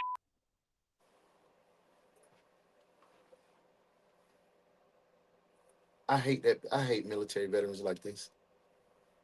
I despise these type. You always want to blame PTSD. PTSD makes your heart race. It makes you highly alert. It makes you hypercritical. It does not make you go, I'm gonna run into the back of a car. Shut the fuck up, bro. Excuse my French, y'all. Come on, man. Stop giving us bad names, bro. It's always a stigmatism. It's already a stigmatism of military members getting out with mental health problems because people either don't take us serious or they call us monsters, and you keep perpetuating that fucking stereotype by saying, oh, it's my PTSD. It doesn't work like that, bro. It does not work like that. Stop doing that, bro. I don't like that. I despise that. And so, like, I don't know We if my wrapping up, y'all. We're in the subconscious last took two. over that night as, Double like, duty was Dr. Jekyll rocking and today. Mr. It Hyde, was but, heavy, like, though. I don't It was remember heavy. I'm not lying. It was You're a heavy. Gemini. dude. Yeah. Oh, you yeah, a Gemini. I'm You tired are of definitely even asshole. hearing that because of who was I love y'all talking. Geminis. So, no, it's fine. It's hilarious. While it's unclear exactly who Nick believes was targeting him, he spoke further on the topic with his mother. There's some YouTuber like bragging to the internet saying she was hacking my phone. You know, it's like it was a pretty traumatic 7 years ever since meeting Ross. And instead of doing hard drugs and becoming a criminal, I did everything I could to keep my sanity. And what happened with Andrew was a complete mistake. I never intended that to happen. You know. Dude, I was on the phone with A the YouTuber government, and I was like. A YouTuber was hacking your phone, so you did that, bro? Shut the hell up, bro. Now you talking about you was on the phone with the government. Man, lying. Why you always lying? Oh my God. Stop. This right here, what I'm about to play, is perfect. Please tell me why you stopping me? Yeah, I'm about to. Huh? I'm about to. What? I'm about to tell you. Stop sign? No, I said I'm. What stop sign, man? I said I'm about to tell you. Huh? You say stop sign? No one said stop sign but you. Why you stopping me? You made an improper right-hand turn. When you're trying to a new road, you got to turn that closest lane, sir. Let me get my ID out for your partner. I appreciate you, man. Can you hand me the beer as well? Huh? Can you hand me the beer? Who? The beer? Can you hand me the beer? The alcohol. There's no beer in there. I can see it. Right. Hey, hold it. Don't be searching my car. We gonna stop me talking about I ran a stop sign. What's going on? Stop sign? Emotions on a phone as they felt them, even reading their minds. And I, dude, I became such a controversy that there's thousands of people on the internet that were calling me the beast from the Bible, dude. And while discussing the crash with his mother, a crucial detail in Nick's story suddenly changes. I had edibles for, like PTSD or whatever to go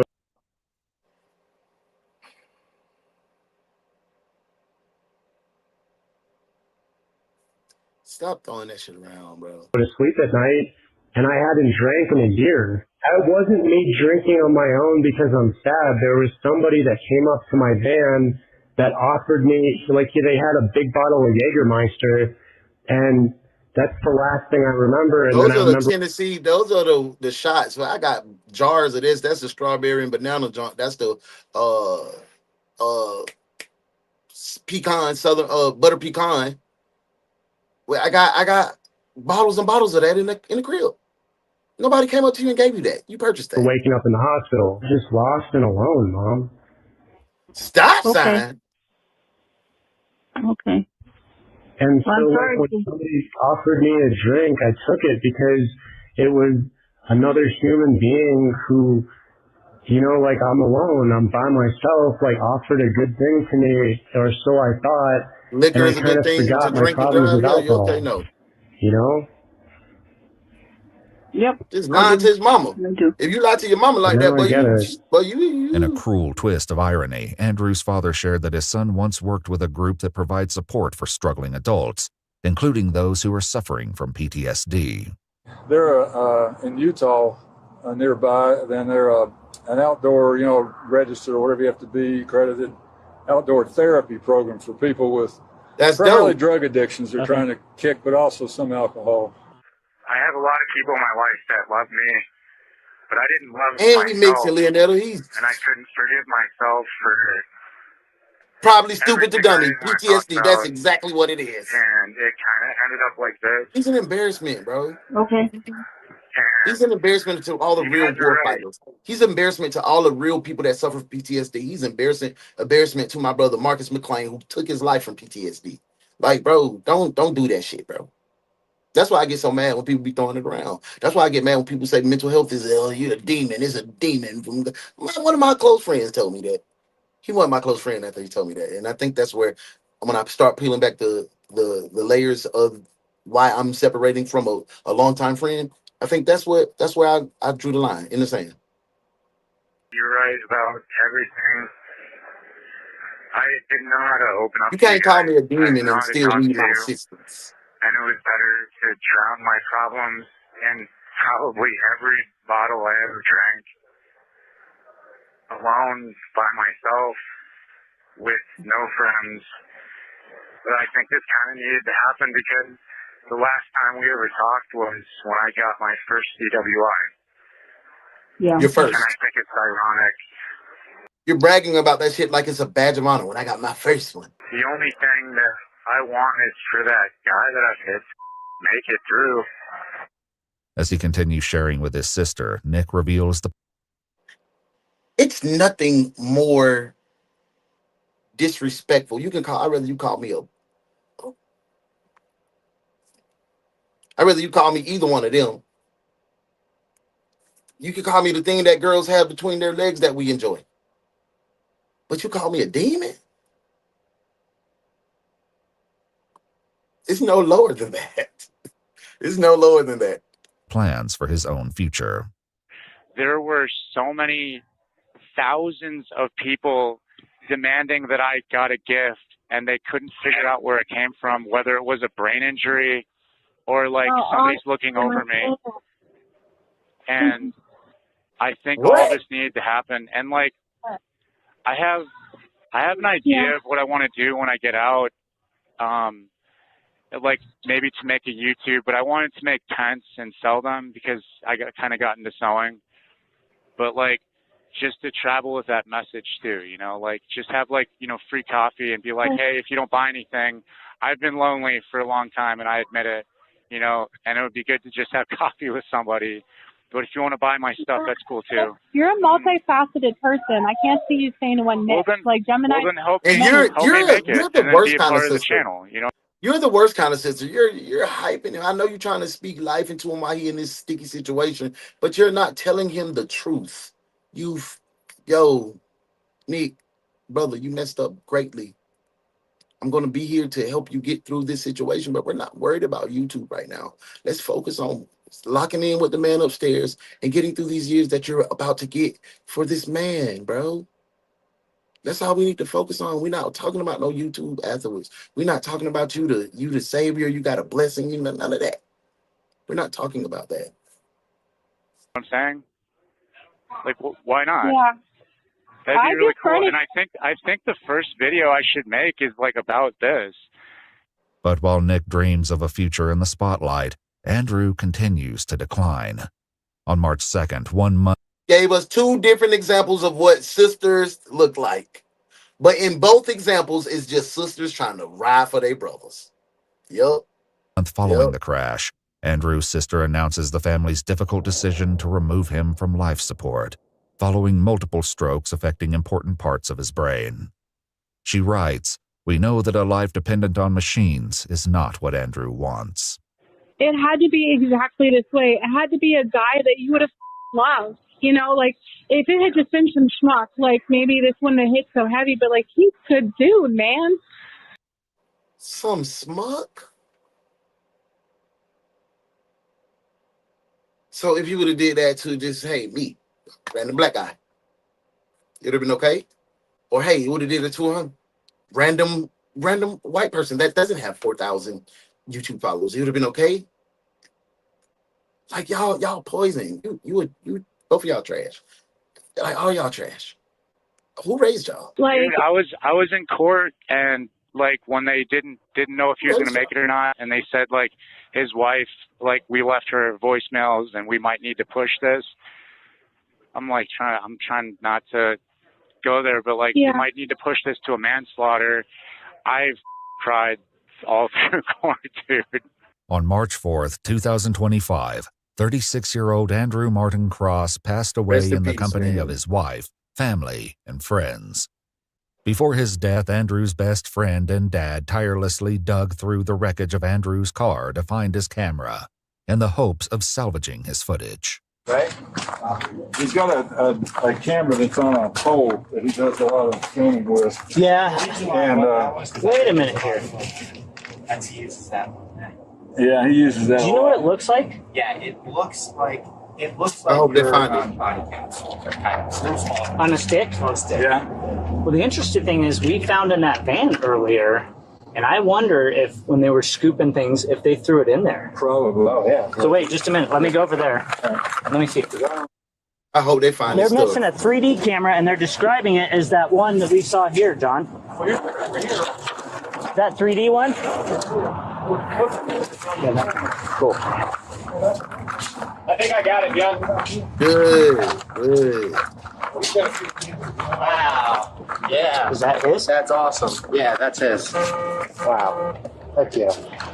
That's great. Thanks, guys. Yeah. Miraculously, the equipment was still functioning enough to download the footage. Evelyn uploaded the final adventure of her husband to his YouTube channel in October of 2025. Nothing but shenanigans, my friends. I'm glad you were with me. I could feel your presence. As Nick faces upgraded charges in the wake of Andrew's death, he recalls a near-death experience in which he was given an unexpected warning. Like, I was at peace, but, like, Grandma was trying to explain to me, like, you can't leave a debt unfulfilled, especially when you take somebody's life. Once I pay the price for my crime, which is Andrew, in a court of law, I don't owe any, I'm not a sinner. I didn't, you know, it's like, it's when you do crimes against people and you run away from it, that's when you're a sinner. That's when you're a liar. That's when you're a manipulator. But if you get punished here on earth, then it's settled. Well, everybody try to twist and turn their interpretation of the word, how it goes to, but no, he didn't say that. No, if you talking about the God, he did not say that. On October 8th, 2025, Ragnar Nicholas Crystal pleaded guilty to vehicular homicide while driving under the influence as part of a plea agreement. In December of 2025, he was sentenced to 10 years in the Colorado Department of Corrections, followed by 3 years of parole. If you'd like to see select new videos early and help us keep uncovering case files... I don't want to see a damn thing. I don't want to see a damn thing. That man got 10 years. 3 years parole. He got 7 years. He already been in jail for 2 years. He finna be out next year.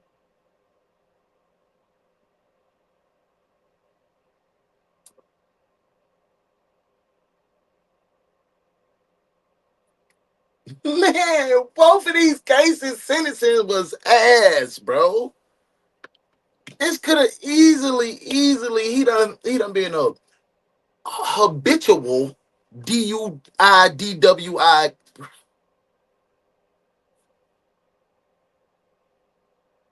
That boy should have easily got 20 to life. Easily.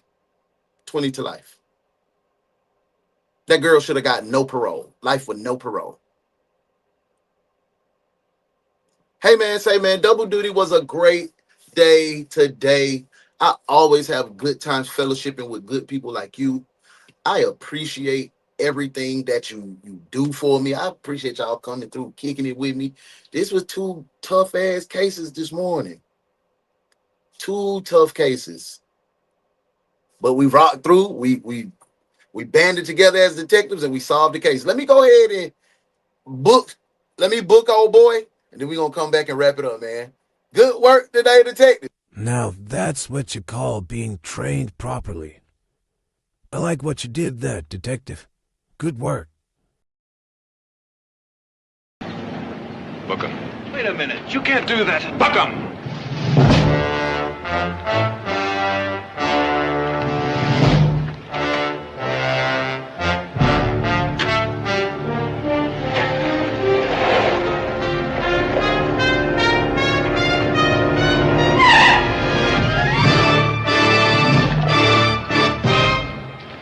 Mister, right now I hate to be a boss.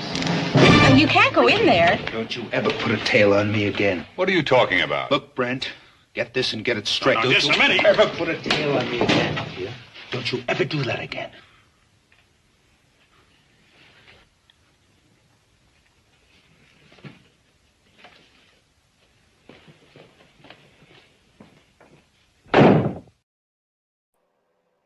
Oh, it was good to tell.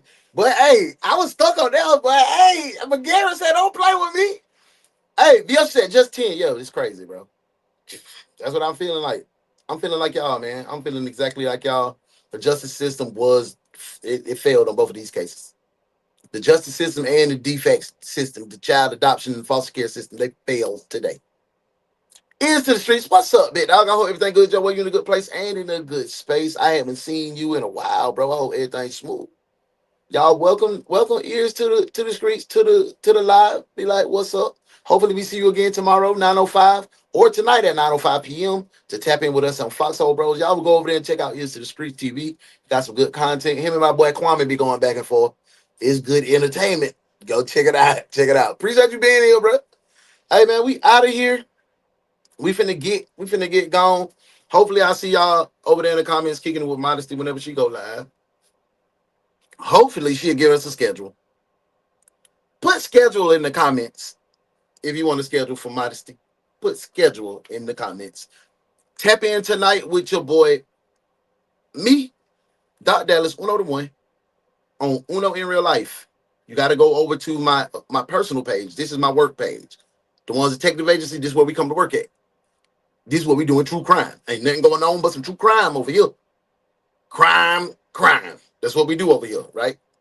But over here, if you want to get to know me as a person, know me as a man, know who I am for real, tap in, Uno in real life, and you'll get a glimpse of what it is that makes me whole. 9:05 tonight. Join me and my battle buddy, my bro from way back when, my military brother, Darius. We gonna tap in and we gonna go foxhole bros tonight. You get two veterans talking about before, during, and after life in the service and how we adjusted to being back civilians. Hey man, say man. Tap in with my team. Tap in with my family. Tap in with Melanated Mushroom. I hope you following, like, sharing, and subscribing. Tap in with Tay White. 2 new videos up. Got a new video dropping today. I love to see your comments in with Tay White. Tap in with Tay TV. My boy got his stuff going, flowing, new drip, new everything. Tap in with all my people, man. Tap in with my folk, man. Make sure you spend by the Highway Collection. That's hwycollection.com for all your drip needs. Hey, tomorrow is Thankful Thursday. Go ahead and get what you're going to be thankful for tomorrow. I'll see y'all tonight, right? Go be light, go be love, go be you. Ain't nothing else that God wants you to be. I love y'all. Peace.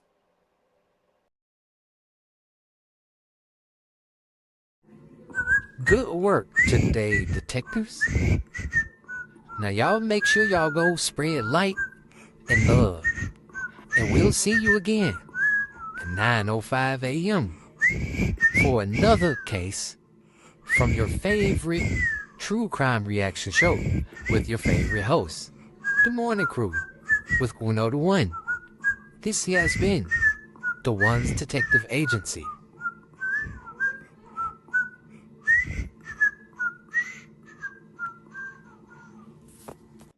Tell your daddy hey, boy. Tell your daddy hey, man.